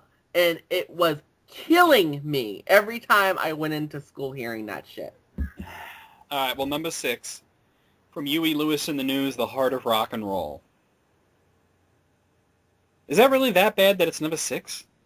I don't think it should be number 6. I think it could be number 48. You know? 48, 49, yeah, something like that, but not number 6. Number 5 from Vanilla Ice, Ice, Ice Baby. You know, I think he's had worse songs. Yeah, but that's the most notoriously bad song. You know, like I Love You is probably the worst thing he's ever done. Oh, God, yes. But Ice Ice Baby's probably on the list for the blatant moment of stealing Queen and David Bowie's music. Yep. So. Yeah, and you know, it's not only blatant. It's literally there's no change. He tried to say that, oh, well, the one note is different, so. No, there's no change. There's no change. Number 3 from Wang Chung, Everybody Have Fun Tonight. Fuck that. I don't think it's the third worst song ever, though. Once again, I could see that being a lot lower on the list. Yeah, I could see like maybe 30s or something like that. Number 2 from Billy Ray Cyrus, Achy Breaky Heart. My achy breaky heart. You know, I hope his daughter never covers that, because that would be an inception of terrible shit. Yeah. let's do the terrible song. Even more terrible. And predictably, number 1 is Starship, We Built This City, which I still haven't figured out why everyone thinks it's the worst song ever. I think it is the worst song ever. What's so bad about it? I mean, like, I don't think it's a good song, you know? I think it's repetitive, and it's bland, and the lyrics are not really the greatest, but it's not offensive to me when I hear it. Like, it's not as bad as Achy Breaky Heart. To me, it's worse. Really? Yeah. Why?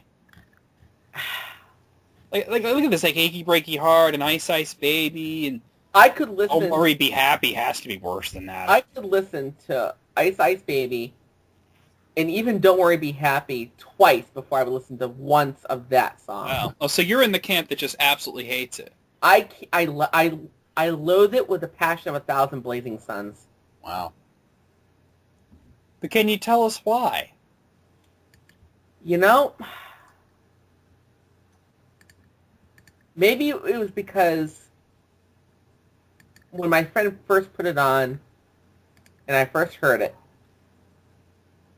I associated that with a negative experience. Maybe that could be it. I would do it. Because I used to know this guy who hated the song "Through Her Eyes" by Dream Theater, and I'm like, it's a ballad, but it's not a bad song. But it turned out it was playing when his girlfriend dumped him or some shit. yeah, I think while it was going, I was having an argument with my friend, and then we stopped being friends. No, yeah, I could understand that. So maybe it could be stemming from that, but I mean, I can't stand listening to it. I can understand that. Now, I mean, I don't think it's the worst song ever. And I don't think you do either. It's just you have negative emotions attached to it. Yeah. So. Okay. Well, out of 50, Tanya, what do you say? I'm gonna say 38. I'm gonna say 32. A little lower there. 32. 32. 32. 32. Two. All right, let's see what else we got in here. A little Slayered. Oh, how about some Shodate? Shodate. I'm going to take a wild guess and say it's a top 100 list. You'd be wrong. You're serious. I have 3 lists from him, none of which are a top 100 list. So I will tell you, I have a top 13 list, a top 10 list, and a top 30 list. I know you can't see me, but I'm in shock. He said short lists before. Let's start with his top. I gotta say, Shodate, we like your list, but very hard to understand. His grip on English is very poor. His 13 most influential game devs people. Huh? I think he means the 13 most influential game developers, individual people, not companies. Okay. But he put most influential game devs people. I understand if English is not your first language, obviously that's fine, but I think it would be almost better if he wrote it in Japanese. I was just gonna say, if you're really having trouble writing it in English, do it in Japanese. Seriously. Just run it through Google Translate, and we'll figure it out. We'll figure it out. Number 13 is Roberta Williams. Do you know who she is?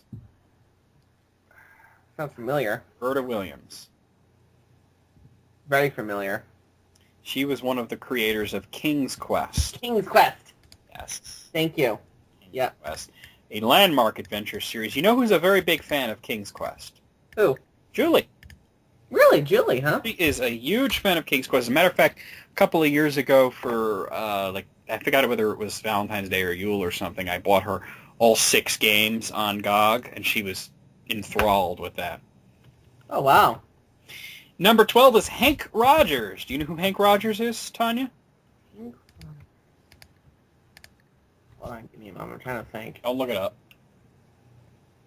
Hank Rogers. Should I play the Jeopardy theme? I know this, too. Apparently not. All right, I'm just going to tell you because we got all this dead air here now. I think it was...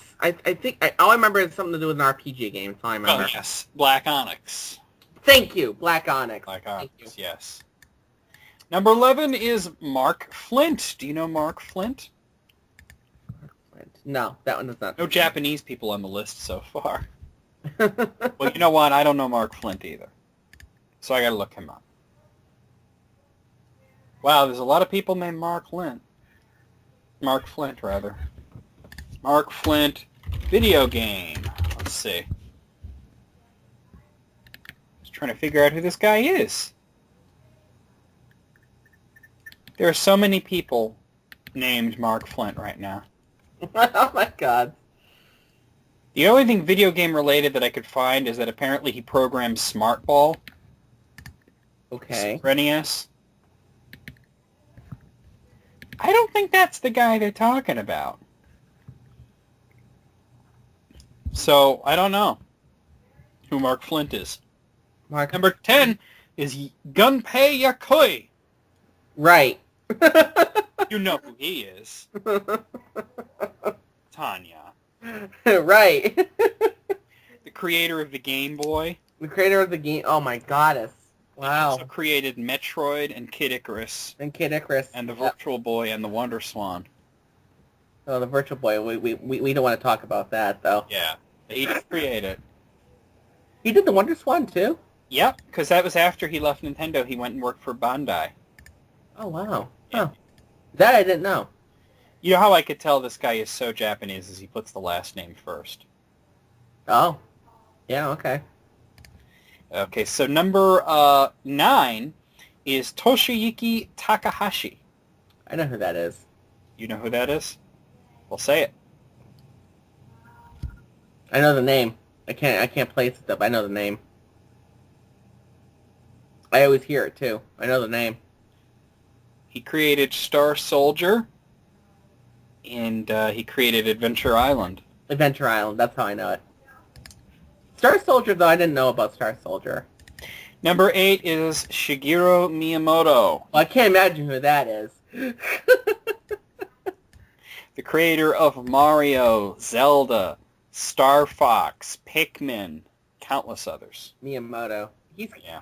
a good guy. He's also a little crazy, too.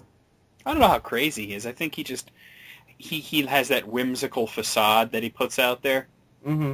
But I don't know how crazy he really is. Number 7 is Masanobu Endo. Do you know who he is? Okay, that I'm drawing a blank. He worked for Namco.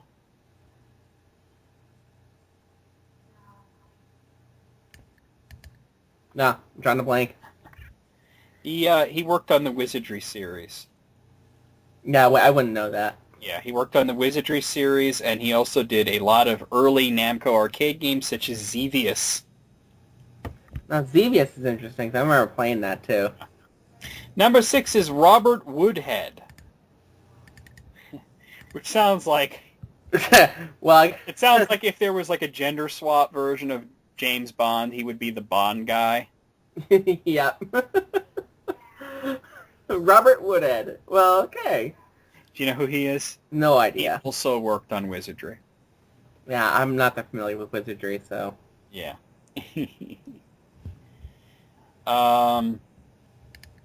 Number 5 is Yoichi Arikawa.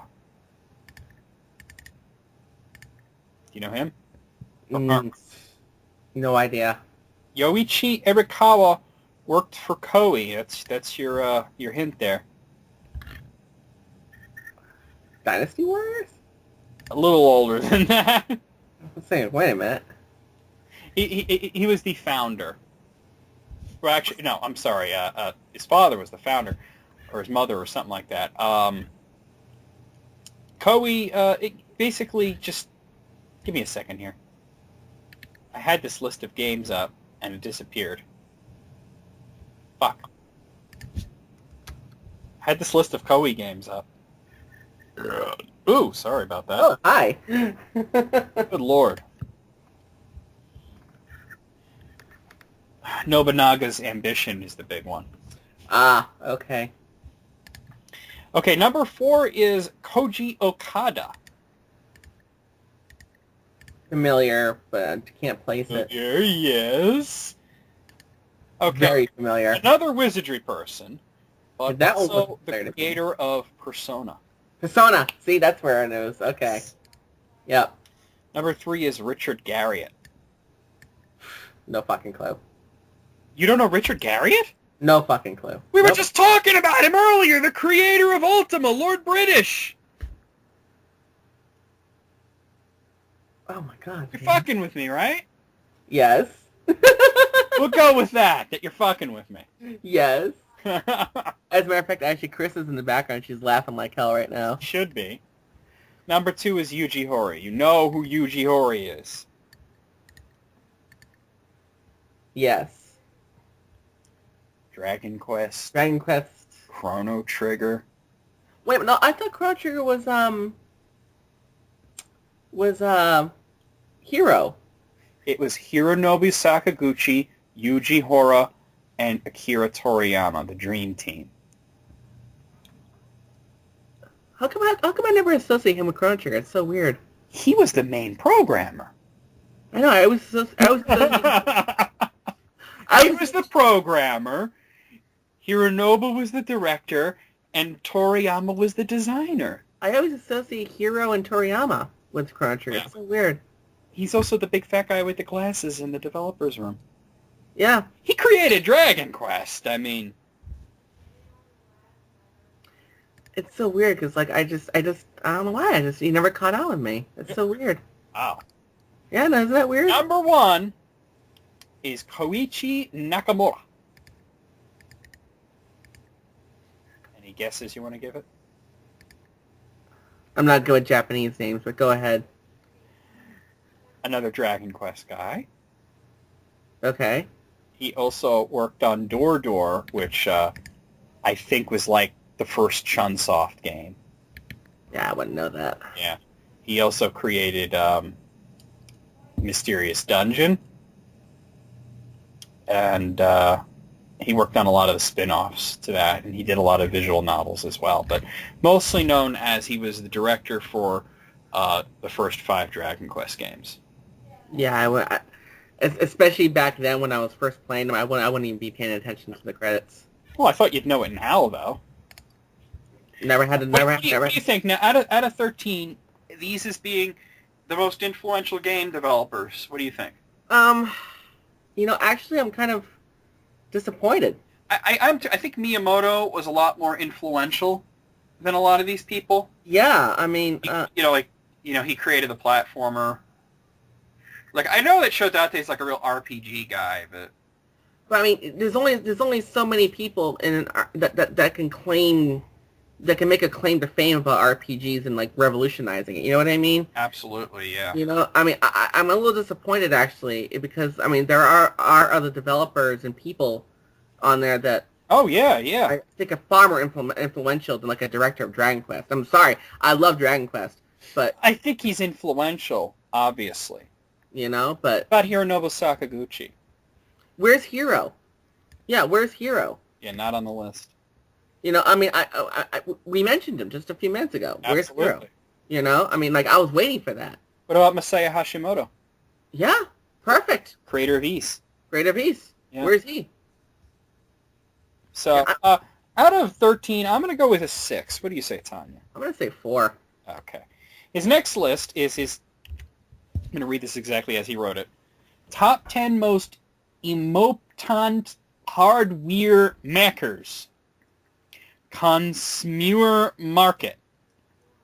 Had I base this on what his franchise launched on the system in question, and the fame of the companies that first worked on the systems, not only for the fame of the hardware itself, and plus it's not overly Japan-centric either.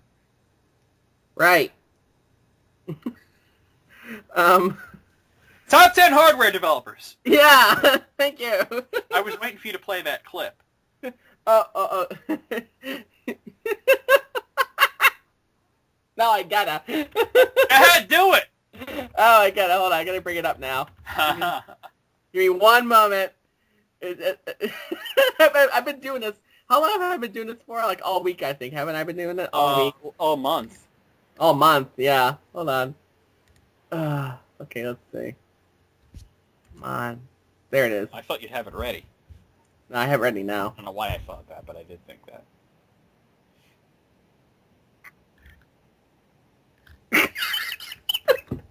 Go ahead, play it. He's been doing this all month. Go ahead, I'm waiting. I just did it. I didn't hear shit. Oh, I'll do it again. Hold on. I just did it too. Give me a second. Okay, hold on. Come on. Yeah. Oh, come on, right there. I didn't hear anything. I'm not hearing anything, Tanya. You didn't hear that? Do you have your headphones on or something? No. I don't know. I didn't hear it. I hope it comes out on your end. Didn't play. But I just did it. Twice. Nothing. Absolute silence.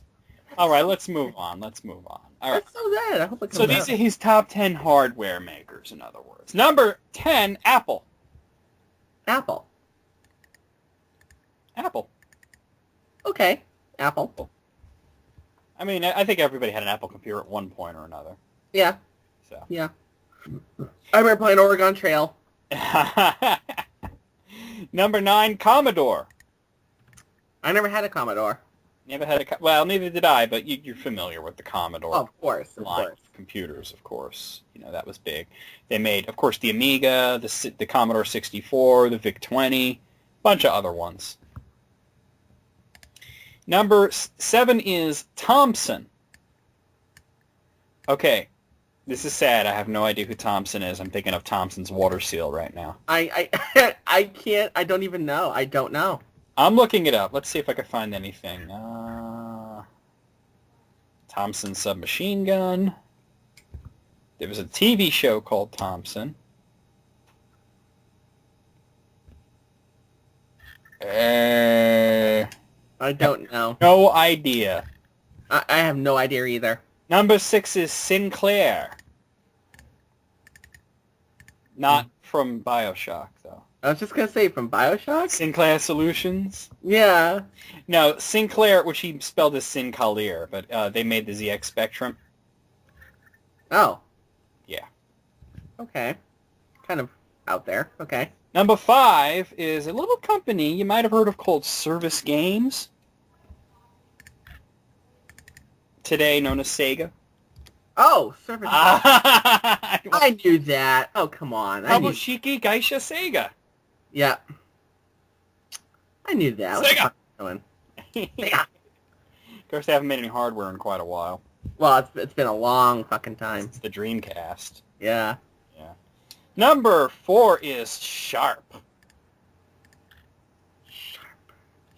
Of course, they made the X68000, the X1, all those great Japanese PCs that we didn't get, like the 8801, the 9801, and all that shit. So there you go. Well, that's because we're just not as good over here, you know? Number 3 is Fujitsu. Fujitsu. I like saying it like that. Fujitsu! Fujitsu! Okay. How familiar are you with Fujitsu? Actually, I'm not as familiar with Fujitsu over here as I'm sure. Fujitsu's been around for a very long time. They've been around since the 1930s. Oh, wow. And they are the 3rd largest IT service provider in the world. Oh, wow. Yeah. They're right after, like, Hewlett-Packard, you know. You don't really hear about them, though. Not really. You know what I mean? Like... They make a lot of cell phones over there in Japan. Oh, wow. They're also you probably have some Fujitsu parts in your computer. I was just going to say, I think I'm more familiar with them in terms of parts and things like But that. that's what he's talking about. He's talking about hardware. Not necessarily talking about consoles. He's talking about hardware. Oh, that's true. Many people have played games that use Fujitsu parts. Ooh. Number 2 is Nintendo. Who are they? I don't know who they are. Assholes. They made something called the Wii. Oh, yeah. And they made this thing called the Wii U, which unfortunately isn't doing that well, but, you know. It's getting a little better, actually. I hope it does. It's picking up. You know what got people stoked is the Mario Kart trailer. Yeah, the Mario Kart trailer looks pretty good, pretty damn good, actually. And now that we have a release window for Super Smash Brothers, that's gonna be big. It's picking up. It's still, you know, languishing a little bit, but it's picking up. I hope it picks up. Yeah. Because I mean, NES fan here all the way. I mean, come on. You know what the number 1 console is right now? 3DS. That's the number 2 right now. Oh, number 1. It's the PlayStation 4. PS4, so say PS4. PlayStation 4 is reigning as king, with the 3DS is a very close second, but, you know, the 3DS has cooled off considerably since it's kind of like the Wii. Everyone has one. Yeah. So, number 1 is... What do you think number 1 is? Because you're never going to guess it. I just want to see what you know. Oh, number 1. For hardware? For hardware, yeah. I'll give you a hint. It's not Sony. I was just going to say Sony, too, damn it. That's why I said you wouldn't get it. I'll give you another hint. They've been around since the 19th century. 19th century? Holy shit. God, I'm trying to think of old companies here. Toshiba? No, not Toshiba. I couldn't tell you. They're called Nippon Denki Kabushiki Gaisha. Right. I knew that. Really? NEC, Tanya. Oh, NEC! Oh my God! Empowered by innovation. NEC, I know NEC. To this day, they still make computers. Oh my God. 19th century, really, huh? Wow. Were founded in the 19th century, yes. Wow. Wow, wow, wow. And of course, in the 90s, they had their long partnership with Hudson Soft and made the TurboGrafx 16, which was awesome.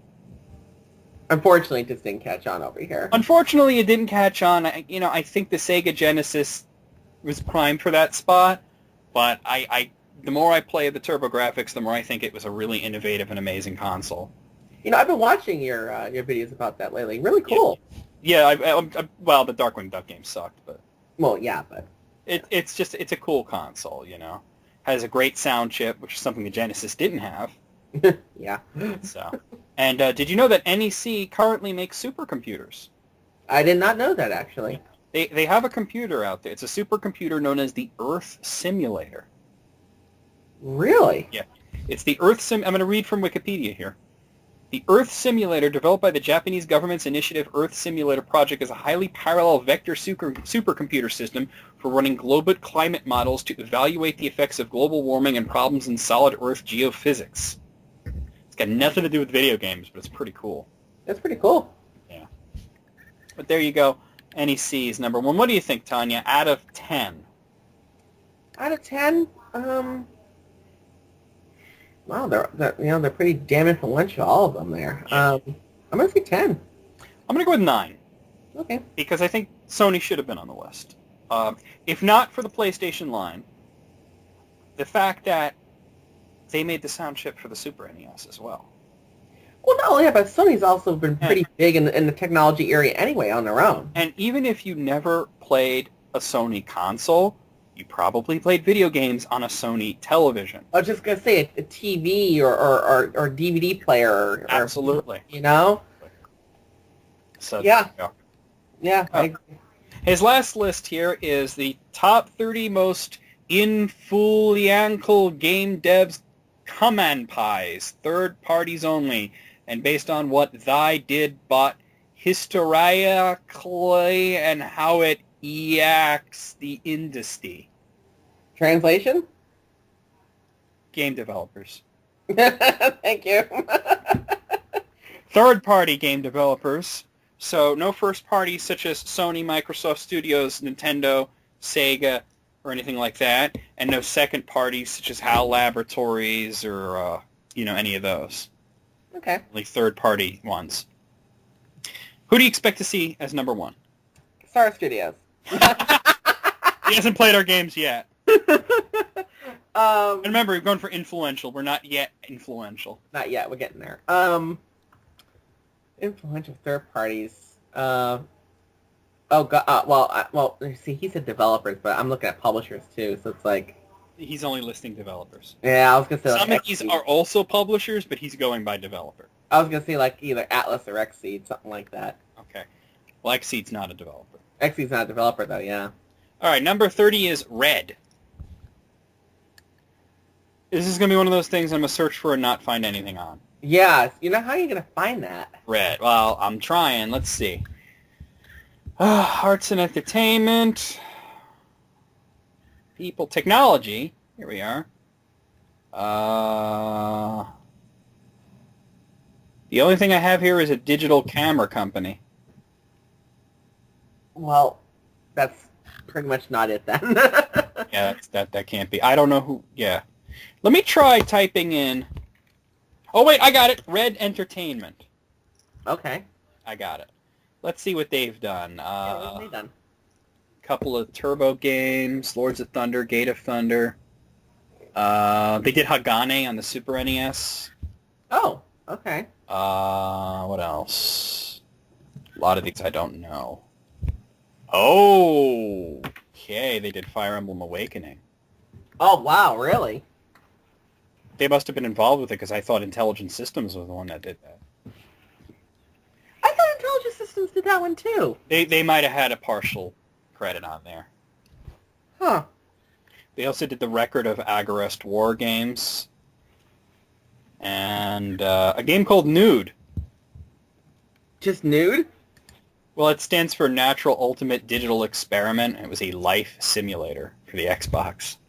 Oh, I never even heard of it. Wow. It only came out in Japan. Oh, okay. What else did they do? Sakura Taisen, a couple of those.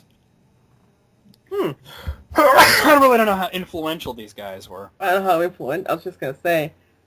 I mean, Lords of Thunder was a cool game, but I don't know how influential. All right, number 29 is Magnetic Scrolls. I'm going to have to look that one up. I have no idea about that one. Magnetic Scrolls. I'm looking it up now. They are a British developer known for text adventure games. I've never really been keen on those that much, so... Me neither. The Pawn, The Guild of Thieves, Jinxter, Corruption, Fish, Myth, Wonderland, the Magnetic Scrolls Collection, and the Legacy Realm of Terror. They're no longer around. Yeah, I'd never gotten into any of them, so... Number 28 is id Software. The makers I know who they are. Stein and Doom. By the way, are you excited for the new Wolfenstein game?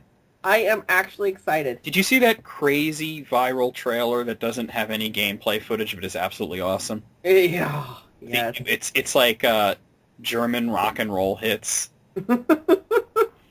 And you get the Doom 4 demo.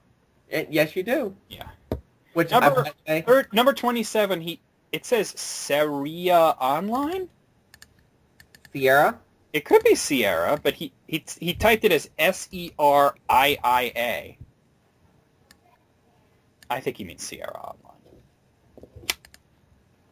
Number 26 is Infogrames, which he put as Infograms.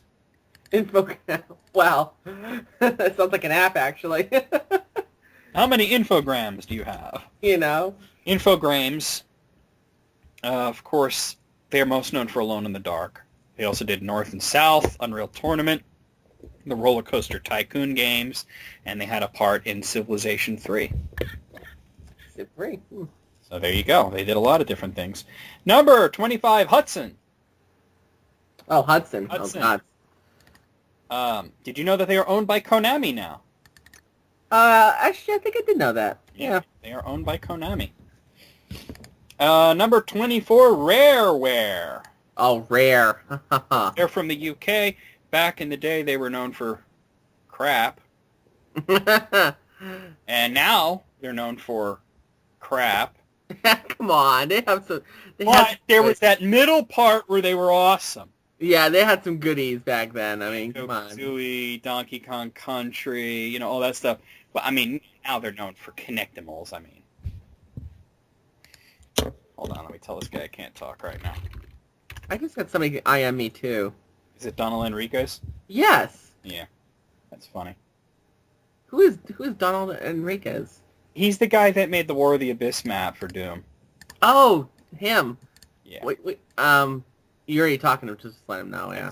Yeah, I told him I can't talk right now. Number 23 is Team Shanghai. I'm going to have to look that up, too. Team Shanghai. Oh, it's Team Shanghai Alice. Sorry. Wow, I've never heard any of these games. Oh, they do Tohu. Oh. There Okay. you go. Okay. Okay. Oh, Tohu Project. They've done all of those games. Oh. Okay. There you go. Okay. Yeah, I'm down with that. Number 22 is Blizzard. Who are they? I can't imagine. Aren't they owned by Activision right now? I hope you're wrong. Of course, he puts it as Blizzard. Blizzard. I don't like Blizzard very much. They are owned by Activision. Yeah.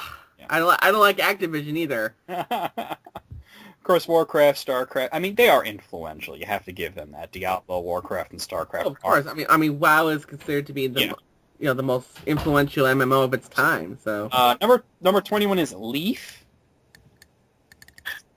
How the hell am I going to search for that? Things like Red and Leaf and Dog. Let's see if I can find it. It's like trying to. They are a maker of visual novels. I can hear Carissa losing her mind. Yes, she just did. They've been making visual novels for quite some time. Okay. Number 20 is Konami. Konami, well, damn. Who have recently lost their minds. They have completely lost their minds as of recent. What the fuck is with Ground Zeroes?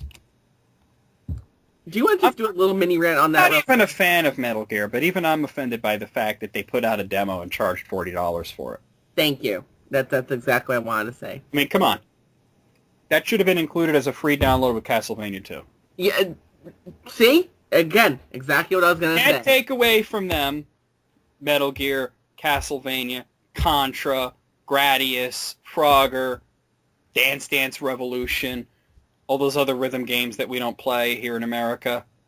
Silent Hill, Suikoden. There's a lot of shit going on there. Yeah, but we haven't seen a Suikoden title in ages. We haven't seen a... Wasn't there just one on the 3DS or something? A Suikoden title? I haven't heard about that. Genso Suikoden Sumigareshi Hyamen no Toki, PSP.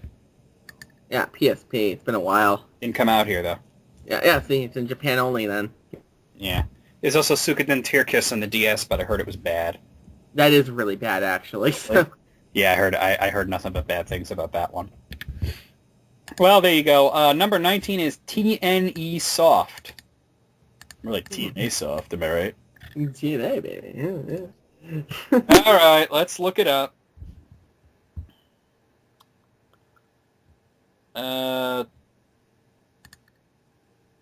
I'm trying to find... Oh, he wrote TNE as in the letter N. It's supposed to be T&E, Technology and Entertainment Software. Oh, okay. All right, publish. What did they develop? Let's see. They did Hide. That's what made... That was a very influential game, though. I know. If there wasn't a highlight, there wouldn't be an East. I know, and I give it There credit. wasn't an East, there wouldn't be Zelda. But you got to admit, Highlight was not a good game, though. It was a good game on the PC. On the NES, it was an old game. Yeah. Oh, God. You know, they did a lot of other games, but that's their claim to fame, really. Highlight. Yeah, that was a very influential game. Hide series, yeah. Yeah. Number 18 is Microprose. I never heard of that one. Well, I'm looking it up now. Microprose. Let's see. Well, they became owned by Infogrames. But okay. Apparently, here, let me go to the list here. They did the first two Civilization games. Oh. Yeah. Okay. They did a lot of flight sims. That might be where I'm thinking about. A lot of racing games. They did a lot of Magic the Gathering games. They did the Roller Coaster Tycoon games. They did a bunch of Star Trek games. Star Trek games, yeah. And they did a lot of the XCOM games. You know what it is that they got folded into Infogrames, but I think of who owns this stuff, and I think of Firaxis. Mm-hmm. I mean, Firaxis is pretty much the modern version of Microprose. Microprose, yeah. Number 17 is Micro Cabin. If you want to live in a little tiny cabin and make games. The Micro Cabin Corporation. I guess it's better than a basement. They did Mystaria. They did Frey and Magical Adventure. Guardian War, Mystery House, just a bunch of shit nobody's ever heard of. So, I don't know how influential they were. Now, I don't know if this is a mistake or not, because number 16, he wrote Micro Cabin StarCraft. Is that a separate thing? I'm typing that in. Huh. I'm not getting anything. Yeah, I'm not getting anything either. I think it was a mistake. I think he put the same thing twice. And the word StarCraft got... All right, so that's a mistake. Number 15 is Wolf Team. You don't die, wolves are. They're like wolves, but they're dire. But they're Wolf Team, of course, is known as the co-developer of the Tales series. Which are very, very popular. Very influential as well.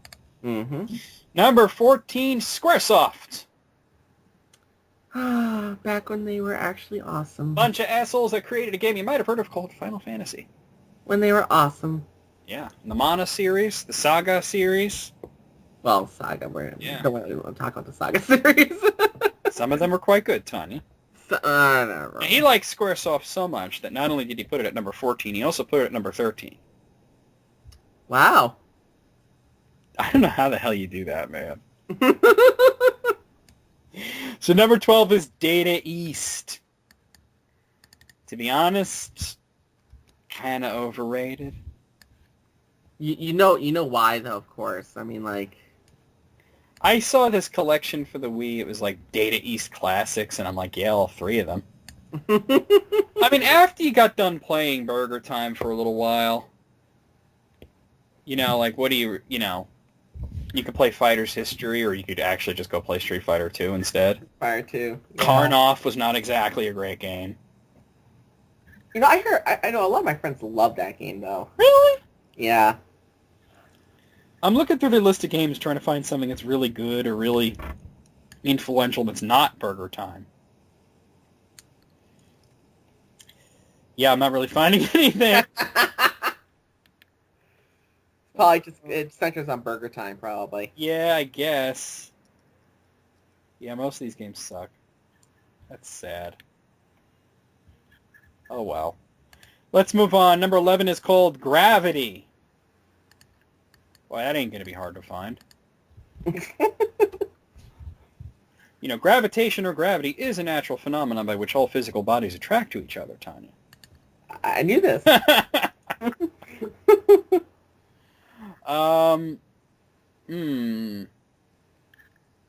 didn't have to even hit it out. I'm looking here. Oh, here it is. They're Korean. Okay. So they probably make MMOs. I was right. Requiem, Bloodmare, Ice Age Online, Ragnarok 1 and 2, and Rose. Well, in that case, then they're not that influential because Blizzard is far more influential than they are. In Korea they are, though. Korean people love their fucking MMOs. Number 10 is Sir Tech. Technology so great it was knighted. Sir Tech. Sir Tech Software. More wizardry stuff. They developed a lot of the wizardry stuff. They did Jagged Alliance as well. Okay. Honestly, they were mostly known as a publisher.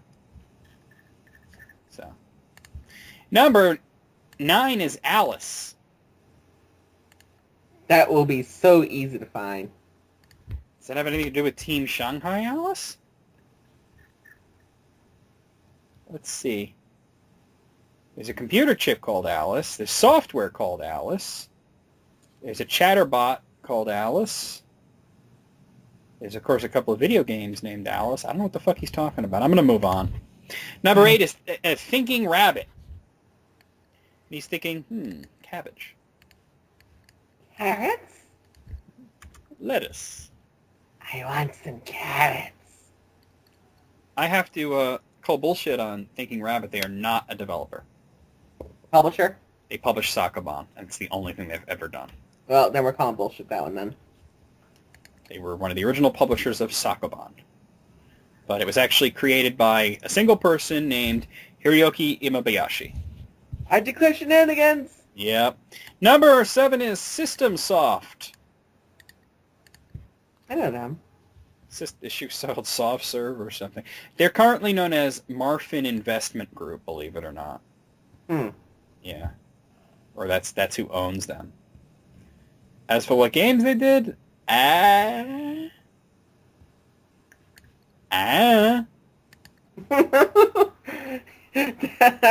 Wow. Yeah? I do have a very small list. Daisen Yaku, Barbarossa, Monster of Monsters. Just a bunch of crap nobody's ever heard of. Number 6 is, we were just talking about this company, Koei. Koei. Koei. Was that creepy? Oh, yes, it was. Dynasty Warriors, Samurai Warriors, Croc, Genghis Khan, which was a great RTS on the NES, by the way. They did a couple of RPGs, not too many. Guitaru Man they did. You know, a bunch of weird shit, basically. You know, I gotta tell you, I love my Dynasty Warriors. I do. Are you looking forward to Hyrule Warriors? You know, I am. Once they but, polish it up a bit? Yeah, but it needs to be polished up. I mean, for what I saw, it looked pretty good. They shouldn't have shown it in that early of a stage. It was way too They early. didn't even have a logo. Number 5 is Taito! Oh, Taito. Yeah, they're big. Taito. I'm a big fan of Taito. I'm a pretty big fan of Taito myself. They made Space Invaders. Yes, they did. They made Space Invaders. They made Galaxy Wars. They made Bubble Bobble. Bubble Bobble is one of my favorites. Puzzle Bobble, which is an addiction. They made Mr. Do. Elevator Action. What else? They did Go-Go 13, right? Yeah, I think they did. What else did they do? Come on, name me some Taito. Taito. Taito! Didn't they do a couple of RPGs? I'm thinking of the Darius... RPGs from Taito? I think they published some RPGs. They didn't develop any. They didn't develop? I thought they did. What did they develop? It's an RPG. I mean, obviously it's a Japanese only type thing, but I think it was a couple of RPGs that were Japan only that might have been developed by Taito, but I'm not sure though. Well, what are they called? I think one was Eternal Falaner or something like that. I think. There's a game called Eternal Wheel. Yukio no Sharon? Yukio no Sharon? No, I just found it. And no, it's not by Taito, so never mind. Okay. No, Taito is currently owned by Square Enix. Well, yeah. Number 4, are you kidding me? Is T&E Soft. They were also number 19. How could they be number 4 and number 19? Isn't that like twice that's happened? 3 times. 3 times. 3 Oh, times. geez. Number 3 is Origin Systems. Origin Systems. I was telling you about my uncle tried to get a job with them once. Oh, yeah.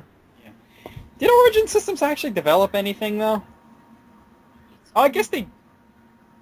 I don't know. I guess because they could say that Richard Garriott worked there and he was developing games. I guess I so. always thought of them as a publisher. But, okay, there you go.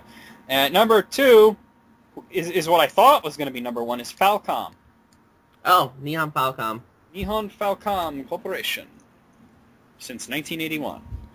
Of course, we know them for Ys, we know them for Dragon Slayer, and all of its many spin-offs, including spin-offs of spin-offs like Trails in the Sky. Which, by the way, I'm having a joy playing her. Brandish, Potful Mail, I mean, just so many games there. Xanadu. Number 1 is Chunsoft. Oh, yeah. The original developer of Dragon Quest. Dragon Quest. You know what I don't see on here is Arte Piazza. Oh, yeah, good point. Maybe if we take off one of the micro cabins, one of the Squaresofts, and one of the T&E ones, we can find some room. Out of 30, I'm going to say so many mistakes. I think he's got a good list, but he's really got to edit them. I'm going to give it a 20. I'm going to go a little lower and say 18. 18, all right. I thought you would say 18 for some reason. Why did I know that, Tanya? Because you're in my head, and that's scary as it is. Great place to be, man. Okay. Alex Shannon has sent us from rifftracks.com. You're familiar with RiffTrax, right, Tanya? No. RiffTrax is what the MST3K guys are doing right now. Oh, that's awesome. Okay. So, apparently they have a top 10 worst movies of all time, and they revise it every year to possibly include new entries or move stuff around. Okay. So this is their top 10 worst movies of all time, 2013 edition, and it also has where the movies were ranked last year. Okay. Number 10 is Troll 2. Also No. says, they're eating her, and then they're going to eat me. Oh my God! You know that Carissa can't watch that movie? Nobody should watch that movie. It's awful. She can't watch it. She gets nightmares. About vegetarian trolls? Because of the way they eat. Yeah. You know, in the Chronicles of a Dark Lord RP, Yes. didn't you say that Magus Lee once turned someone into a salad and then ate it? Yes. Was that influenced by Troll 2? Yes. Oh my God. And apparently last year it was ranked at number 14, so it actually moved up on the list. Oh, okay. Number 9 is X-Men The Last Stand. Oh, God, yeah. You know, it was a bad X-Men movie, but is it really the 9th worst movie of all time? I don't think it needs to be the 9th worst movie of all time. It is Yeah. definitely a bad movie, though. Yeah, and that was ranked number 16 last year, so that also shot up. Number 8, Transformers Revenge of the Fallen, which I enjoyed. I thought it was Let's see okay. what's so bad about it. That was ranked number 10, so that also moved up. Hmm. Number 7 is Battlefield Earth, which I have not seen and never plan on seeing. You don't want to destroy your sense of... And that stayed at number 7. Number 6 is Manos, The Hands of Fate. Oh, God. Often considered to be one of the worst movies of all time. It was number 21 last year, so that really shot up. Yeah, it did. Number 5, Catwoman.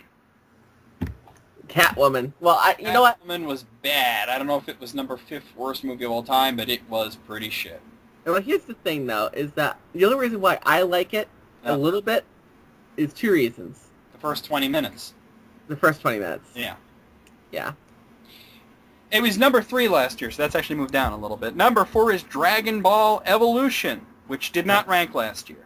I never saw it. Well, why would you? I mean, I'm not a Dragon Ball fan, so I wouldn't see I'm it. not a Dragon Ball, but this is, you know what, see, this is the thing. All the Dragon Ball fans absolutely hate it. That's pretty bad, then. Does that mean that it's good by association? Or does it mean that it's so astronomically ass that even Dragon Ball fans can't stand it? I would think because it's so disastrously bad. Yeah. Number 3 is Batman and Robin, which was previously number 2. I can see that. It was absolutely terrible. It was horrifyingly horrible. Number 2, The Last Airbender, another one based on a cartoon that I couldn't care less about, but the fans absolutely hated it. Yes. Previously number 5. And number 1, the worst movie of all time this year, anyway, is Twilight, the whole fucking franchise. Yes. Yes. I think they should have picked, like, one movie, but it all kind of runs together, to be honest. Because, yes. Yes. And more yes. I don't know, to be honest with you, this is a lot of, like, bitching about shitty adaptations. And I think that the list should have been more along the lines of, like Manos, The Hands of Fate, and Battlefield Earth. Godzilla 1998. See, even that I don't think belongs there. I mean, I what about Plan 9 from Outer Space or Blackenstein? Black... I swear that movie traumatized you. I was having a fun time. I was making fun of it with Andrew the whole time. I couldn't believe how bad it was. Out of 10, I'm going to give this a 4. I'm going to say a 5. Okay, the Mughal Master had previously given us his top 100 best heavy metal songs. Do you remember that? I think so. He has revised the list, and he says it's completely different. He changes his mind a lot, so there you go. So we're going to redo it because it's completely different this time. So I'm going to go by tens, Tanya. Okay. Number 100, I Hate by Overkill. Number 99, Filth by Waco Jesus. Number 98, Driller Killer by Mortician. Number 97, Body Bomb by Unsane. Number 96, Stench of Prophet by Brutal Truth. Number 95, Hang the Pope by Nuclear Assault. Number 94, Angel of Disease by Morbid Angel. Number 93, Dr. Gore by Mortician. Number 92, Black Magic by Slayer. Number 91, Casket Fuck by Exhumed. Okay. Casket Fuck. Casket fuck. Kind of want to hear that. You know, at first I'm like, what the fuck? Waco Jesus, Mortician, Unsane. I never heard any of these. All right, anything you want to say about those? Haven't heard of quite a few of them, actually. Well, I mean, you know, Slayer and Overkill, obviously. Well, I know Slayer and Overkill, but Probably yeah. know Morbid Angel. I do know Morbid Angel. There Yeah. you go.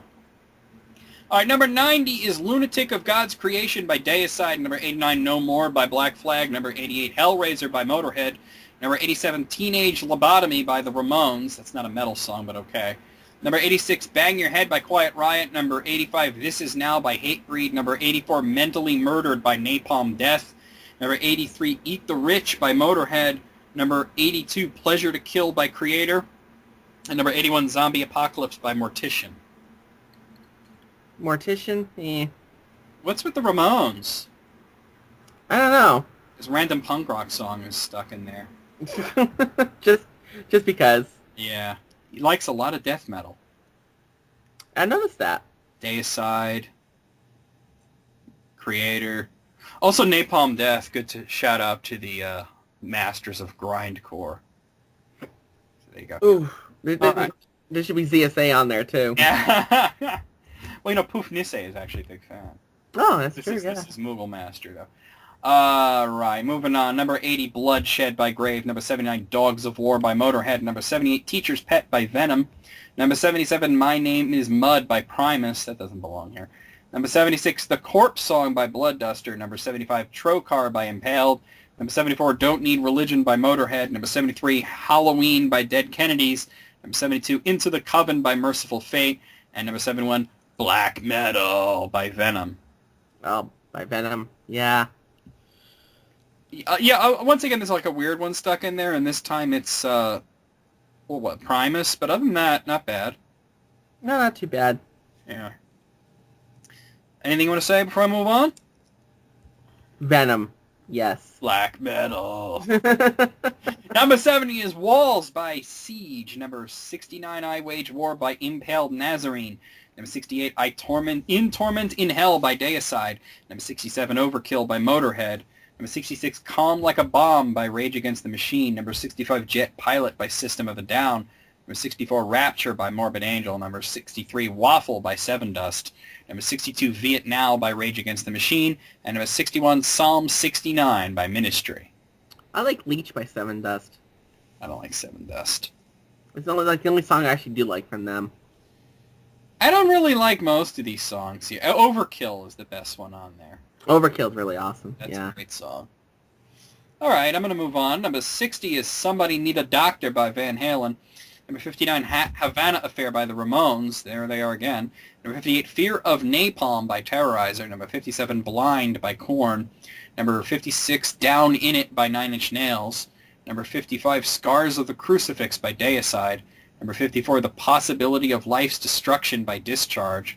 Number 53, Snowblind by Black Sabbath. Number 52, Buzz Bomb by the Dead Kennedys. And number 51, Who the Helpless by Extreme Noise Terror. I mean, I like the Van Halen song. That Nine Inch Nails song is kind of doofy, though. I was just going to say that the NIM was like... Now down in it. I want to hear Cartman sing that. Yes. That would be great. That would make it epic. Absolutely. All right, number 50 is Your World Will Hate This by Orange Goblin. Number 49, Ashes to Ashes by Absurd. Number 48, Requiem to a Turd World by Leviathan. Number 47, Vomit the Soul by Cannibal Corpse. Number 46, Antichrist by Slayer. Number 45, Jerry Was a Race Car Driver by Primus. Number 44, Boris by the Melvins. Number 42, Pogo by System of a Down. Number 41, South of Heaven by Slayer. South of Heaven's a good one. South Dr. Pepper's pretty good. Other than that, it seems like he's still doing the joke songs. Yeah. I can't stand Orange Goblin either. Oh, God. Andrew likes them. I think they're dull. I was just going to say, I would probably fall asleep. They are, yeah, they're sleep-inducing. Yeah. Number 40 is DOA by Van Halen. Number 39, In League with Satan by Venom. Number 38, Insight by the Dead Kennedys. Number 36, Electric Eye by Judas Priest. Number 35, Kalamazoo by Primus. Number 34, Into the Void by Nine Inch Nails. Number 33, Skeletons of Society by Slayer. And number 32, Blitzkrieg Bop by the Ramones. And number 31, Boom by System of a Down. I felt out of love with Primus. I never liked them. My favorite in that is Electric Eye by Judas Priest. Oh, by Judas Priest. And yeah. I can tell by your reaction you like In League with Satan. That you like Venom, don't you? I don't They wanna- are fun. I mean, you can't. They are. They're a lot of fun. Fun. You know. Fucking love Venom. Yeah. Okay. Number 30, Gates of Heaven by Absurd. Number 29, You Got Another Thing Coming by Judas Priest. Number 28, Sweating Bullets by Megadeth. Number 27, Fight Back by The Exploited. Number 26, Control by Napalm Death. Number 25, Rise Above by Driller Killer. Number 24, Dogface Boy by Motorhead. Number 23, Sleep Now in the Fire by Rage Against the Machine. 22, Too Many Puppies by Primus. And number 21, Limb from Limb by Exhumed. Oh. A lot of cover songs on here. Mm-hmm. Also, You Got Another Thing Coming by Judas Priest. I love Sweating Bullets. I used to make fun of that song all the time, and I love it. I used to just go around doing like the Dave Mustaine impression. Hello, me, it's me again. Meet the real me. Me. All right, number 20, Mutilation by Death. Number 19, Vomit the Soul by Cannibal. I think he means Cannibal Corpse. Number 18, Revogate the Advocator by Deicide. I think he misspelled something there. Number 17, Battery by Metallica. Or I should say, Battery! Number 16, Chapel of Ghouls by Morbid Angel. Number 15, Hell Awaits by Slayer. Number 14, Saturday Night Holocaust by the Dead Kennedys. Number 13, Chemical Warfare by Slayer. Number 12, Bomber by Motorhead. And number 11, Electric Funeral by Black Sabbath. Where's One by Metallica? Not on this list. Ah. Darkness imprisoning me. All that I see, absolute horror. I cannot live. I cannot die. Trapped in myself. Body my holding cell. Wha. You got to do the wha, or it's not Metallica. Oh, I'm sorry. Wha. Yeah. Number 10 is Necrophobic by Slayer. Number 9, John the Fisherman by... Really? John the Fisherman by Primus. Number 8, Fight Fire with Fire by Metallica. Number 7, Among the Living by Anthrax. Number 6, Blasphemy by Morbid Angel. Number 5, Pain, Kill, by Judas Priest. Number 4, Iron Man by Black Sabbath. Number 3, Angel of Death by Slayer. Number 2, Master of Puppets by Metallica. And number 1, he had to put a cover song at number 1, I guess. Am I Evil by Metallica. Oh, wow. Better than the original, though. Better than the original, but I'm surprised to see a cover song at number 1, though. I can't really argue with too much of the top 10 other than John the Fisherman. John the Fisherman, what is that doing there? Out of 100, I'm going to say 68. I'm going to say 69 because I like that number. See, I was going to do the joke. You know what a 68 is? You blow me, I owe you one. But you had to just step all over that. I did. Shit. All right, Darker Super Shadowkin has sent us his top 10 worst consoles. Okay. Yes. What do you think is the worst console of all time, Tanya? Worst console of our time? I'm torn between the CDI and the Jaguar. I would say the Loopy. Oh, God. God. The Loopy is the worst console Oh, ever. the Virtual Boy. It's up there, too, for me. God. At least the Virtual Boy had Wario Land. What did the Loopy have other than stickers and dating sims? Stickers and... All right, number 10, he has the Super Graphics. That's a sad state of affairs. That's sad, yeah. Because I love the Turbo graphics, and the Super graphics could have been awesome if there was more than 6 games for it. Number 9, the Sega CD. Well, yeah. You had one, didn't you? I had a Sega CD and a 32X. Yeah. Number 8, the Atari Lynx. Yes, I hate the Lynx. The Lynx sucks. The Lynx is horrific. Horrific. Horrific. Number 7, the 3DO Interactive Multiplayer. Oh, the 3DO. Oh, God. $1,000 paperweight. Number 6, the Gizmondo. I remember that. Oh, my God. A handheld that was actually made by the Mafia. They're so bad. Number 5, the Atari 5200, a.k.a. It Doesn't Work. It doesn't work. Yeah. Number 4, you mentioned this earlier, the Virtual Boy. Virtual Boy. You know why the Loopy won't be on this list, because nobody's ever fucking heard of it. Yeah, I know, right? Number 3, the Sega 32X. Wow, the most horrible things. Number 2, you mentioned this as your other choice before, the Philips CDI. My boy. And finally, number 1, the R-Zone. Oh, the R-Zone. Which I had never even heard of until I saw AVGN playing it. You mean the Virtual Boy wannabe? Which is sad. Yeah. How did they fail at ripping off the worst console that Nintendo made? I don't know, but they managed it, which is a feat. It's something. Yeah. It's something, all right. Okay, we got something here from S Serpent. Oh, you forgot to rate that. Oh, yeah, out of 10, 8. I'm gonna say 8 as well. 8. Okay.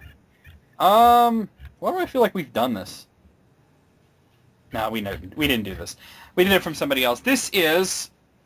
Oh, yeah, see, Slayer Darth did this. Slayer Darth did his 100 favorite actors and actresses, and so S Serpent wanted to do his version. So this is S Serpent's 100 favorite actors and actresses. Can we? I hate to interject, but I do have a couple of things I gotta do. Is there any way we can push it off till next time? Okay, or well, I'll do it on List Critics too then. Or on List Critics too? Okay, do you want to just do maybe like 1 or 2 short ones and then stop? Yeah, because I got about 8 hours worth of work I gotta do. Okay. Well, let's see. I want to. Well, we haven't gotten to S Serpent at all, so let's do one of his, and then we'll do somebody that we haven't featured, and then we'll stop. Sounds good. Okay, so S Serpent 21 has given it the top 25 worst games that he's actually played. Okay. He said games like Crazy Bus, Final Fantasy VIII, and other common punching bags aren't on here because he hasn't played them. Okay, so these ones he's actually played. All right. Number 25, Teenage Mutant Ninja Turtles Battle Nexus for PlayStation 2. The new Turtles had a new game, and while less tedious than the previous, it's made up for with a clunky game with the same endless waves of bad guys, and the arcade game unlock is well into 80% of the game and is hardly arcade accurate. I never played that one. Never played it though. Yeah, same here. Number 24, Legends of WrestleMania for PlayStation 3. A great idea, modern-day wrestling game with old-school characters, but the Create-A-Wrestler feature is subpar. The match variety is lacking, and many important old-school characters like Macho Man and Ultimate Warrior are missing. You know, he says that, right? But in Legends of WrestleMania... Yeah, did we just see a picture of that? Yeah, it was featured on Games Radar. Yeah. Is it possible that was made with the Create-A-Wrestler thing? Maybe, or maybe it was DLC. Who knows? Number 23 is Double Dragon 3 for NES. Sticky controls on top of dull gameplay, a high challenge with plain levels and beating up the same bad guys over and over again. Double Dragon never fully recovered. Agreed. Number 22, Mortal Kombat on the Super NES. Never mind the censored fatalities and blood. The gameplay is broken and stiff. Playable once you get used to how it plays, but stick with the Genesis one, or now the DLC one, more remembered as a product of Nintendo's 90s policies than anything else. Yeah. Number 21, Mega Man Soccer for Super NES. The Blue Bomber bombs out in this goofy action sports hybrid. Not terrible, but certainly bad. Never played it, don't want to. I've played it and it's bad. Number 20, Star Wars Masters of Terras Kasi for PlayStation. A Star Wars tournament fighter sounds cool, Unbalanced as hell gameplay, especially Art and Lynn. Crappy controls and stupid AI. Lame. How come characters blocking a lightsaber with their bare hands don't lose an arm? I remember seeing you play that for one of your videos. I was unprepared for how bad it was going to be. Number 19, Ikari Warriors 2 Victory Road for NES. Weird overhead action with awful voices, and it's nearly as good as it could have been. Which is not at all. Which is not at all. I never played it, though. Number 18, Wayne's World for Genesis. Party time. Excellent. Not. That's so bad. I hate that game. I played the Super NES version. It's the same fucking thing. It's bad. Number 17, RoboCop for NES. On top of stiff controls, you seriously can't use your gun unless the game lets you finally use it. Didn't know RoboCop was controlled by Adam Malkovich. You know, I actually, when I first played that game back as a kid, I actually liked it. Ah. And now, all these years later, I look at it and I go, what did I ever like? Yeah. You know? Number 16, Street Fighter Arcade, the poster child for how sequels are usually better in gaming. Yeah. Yeah. Number 15, Scooby-Doo Mystery for Super NES. How mediocre, even for kids' game standards, one of the later Super NES games, and it doesn't show in any aspect. Never played it. Yeah, me neither. Well, I might have. I don't know. I might have done a video. Number 14, Twisted Metal 3 for PlayStation. The first two Twisted Metals were pretty good, but this one took a huge fall off. Twisted Metal would suck until Black would come out. I think I stopped playing a Twisted Metal 2, actually. Oh, I guess that was a good choice. Yeah. Number 13, Metal Gear for NES. Even when it was new, I didn't care. Clumsy action scenes, cheap deaths, lame menu interface, and it fails English. Very possible. Why so many people glommed onto this back in the day is beyond me. And Number 12, Top Gun for NES. Level 1 is coma-inducing, and then the difficulty ramps up from there with a little curve. Never mind, I can't land the plane. I've done it a few times, but not enough to keep playing the game. Agreed.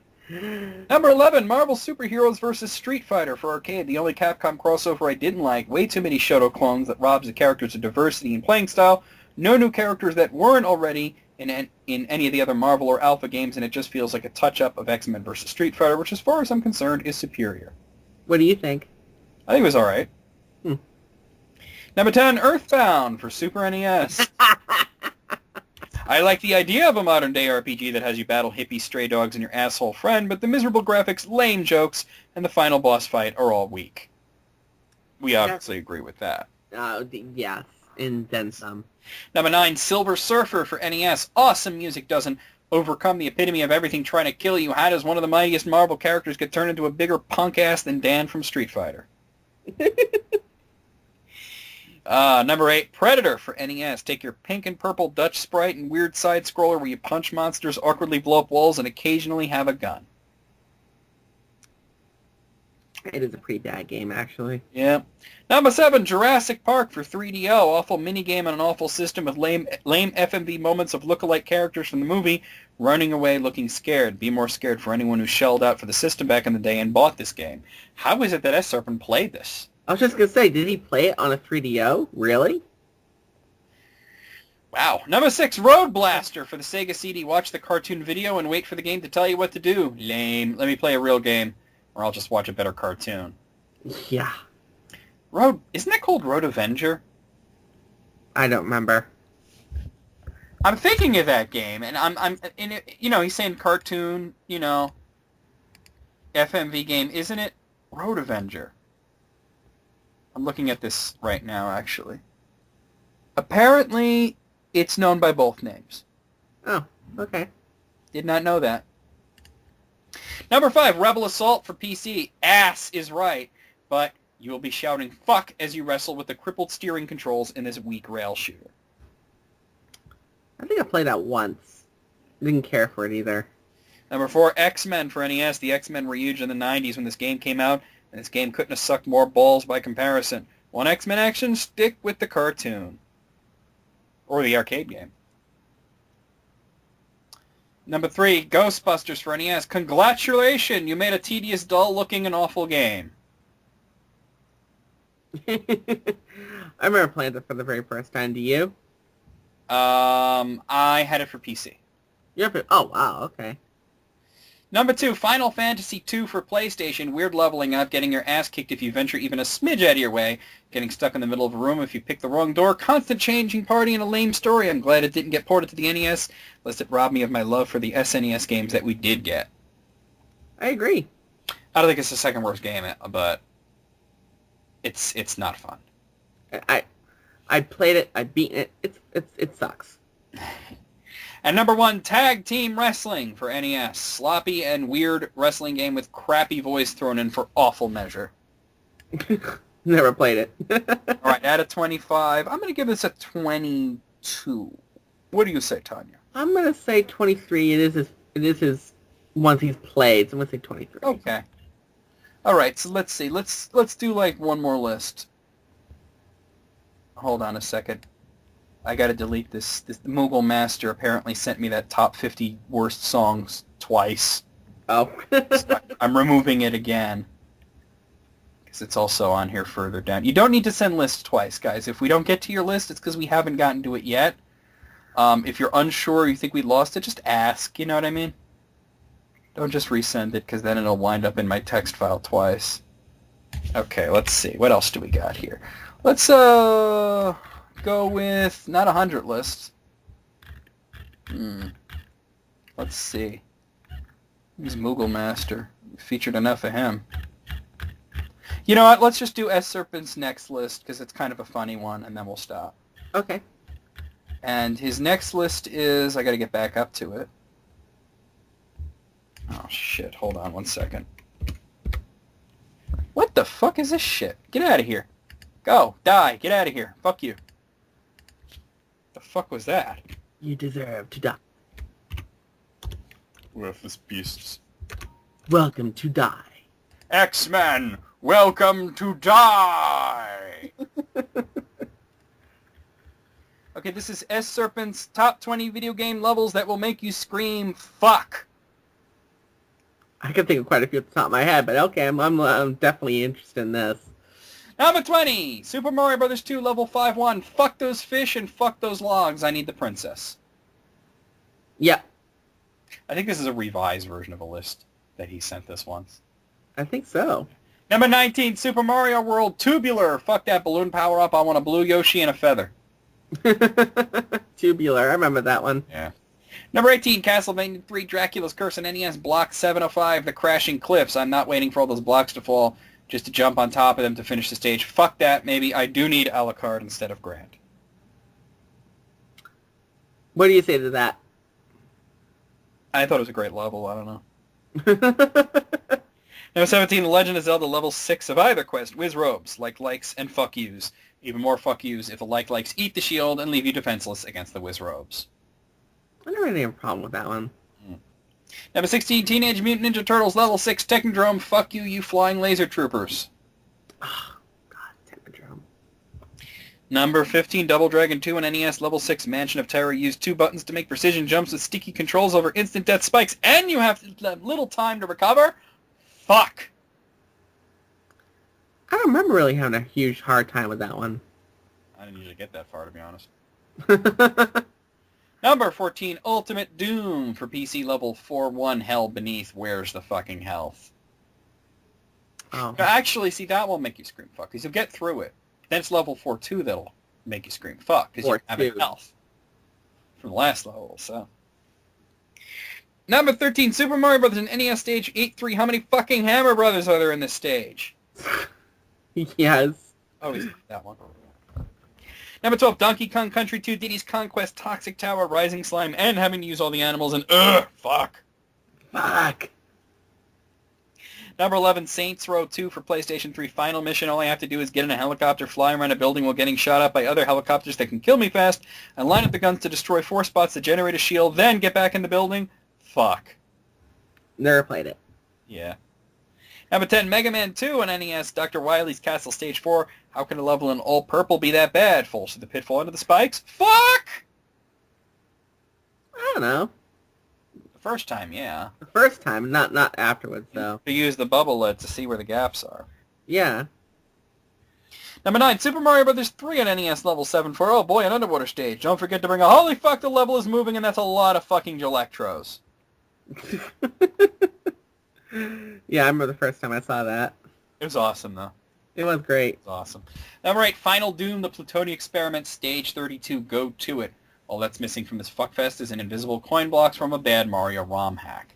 Well, someone is just playing through that right now. I can't imagine. Yeah, but I'm not doing the secret levels. No, you're not. You're not. Number 7, Legend of Zelda, Link to the Past, Ice Palace. Wait, I need to drop a block, backtrack through the whole damn thing, and get to the other side of the room to drop another block?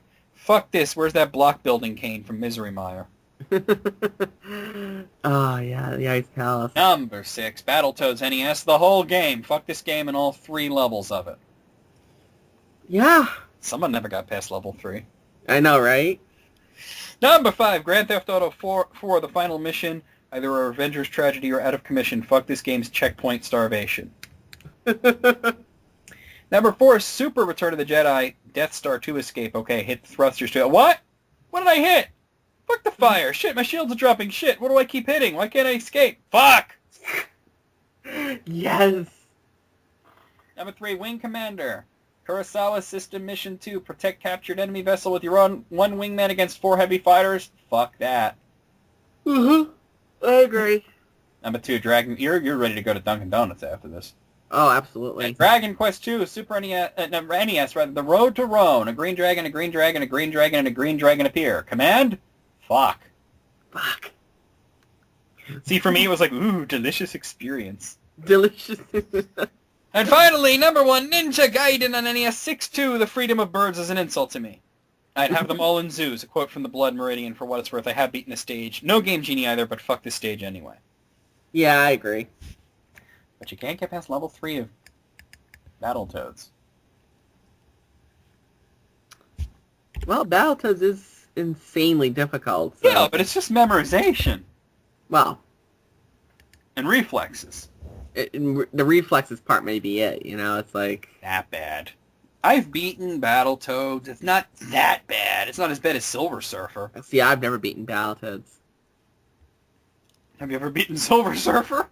No. Have you ever beaten a single level in Silver Surfer? Nope. Exactly. Which level makes you scream, fuck? All of them! All of them. How about the first level of Darkwing Duck? You know, that first level always kicks my fucking ass. I was talking about the turbo version. Oh, the turbo version? Oh. Where it's... No, the NES version kicks my fucking ass. Always, every other level after I'm fine, though. It's the fucking Mega Man 5 engine. That's what you gotta remember. Just play it like Mega Man 5. Mega Man 5, yeah. Yeah. That's how they made that game. Out of 20, Tanya. Let's see, 15. I'm gonna say 18. I enjoyed reading it. It was fun. Definitely fun. was fun. Yeah, fun reading it. Plus, I get to say fuck and ass a lot. But not asshole. No, just ass. I enjoy saying asshole more than any other word, though. Asshole's your favorite word? It's my favorite curse word, yeah. Your favorite curse word? Asshole? I'll say, like, I don't like that guy. He's an asshole. He's an asshole. I'll just say, what an asshole. I just love saying asshole. Look at he's fucking walking down the street. He's an asshole. What an asshole! What a dick. You know what I'm gonna do? You're gonna go to Dunkin' Donuts. I'm gonna go to Dunkin' Donuts. You're gonna get iced coffee. I'm gonna get hot coffee. Hot coffee. Okay. You know why I like the iced coffee? Why? You drink it faster. Well, yes, it's true. But I want hot coffee. That's cool too. I'm gonna have a large Ducatino. Is that with the hot chocolate dunked in there? Yep. I've never tried it, but it sounds good. It's actually really good. You know, I can't bring myself to go up to somebody and say I like a Dunkachino. Like a douchachino doing that. I don't mind doing it. I just go up and I'm like, can I have a Ducatino, It's please? okay, you're a girl. This is true. For a dude, it's like, you know, Dunkachino, really? Gay. Can I have a Duchachino? Yeah. Like, hello, can I have a Dunkachino? You guys, okay? Wow. I haven't done anything. I'm gonna sit here and digest. I ate all that pizza and fucking galamad earlier, right before you came on. I ate a whole fucking huge plate of fried galamad and 2 slices of pizza fredda from the. You probably don't know what pizza fredda is because it's named after a store. There's an Italian specialty store called Fredda's, and they make their own cured dried sausage. Oh, wow. And they put that on a pizza with hot pepper oil and fresh mozzarella. Ooh, I got 2 slices of that, and then the rest of the pizza's sitting in the fridge now. But oh, so good. Nothing quite like the fresh mozzarella. I think it tastes better than the aged stuff. I think I've lost Tanya. Tanya?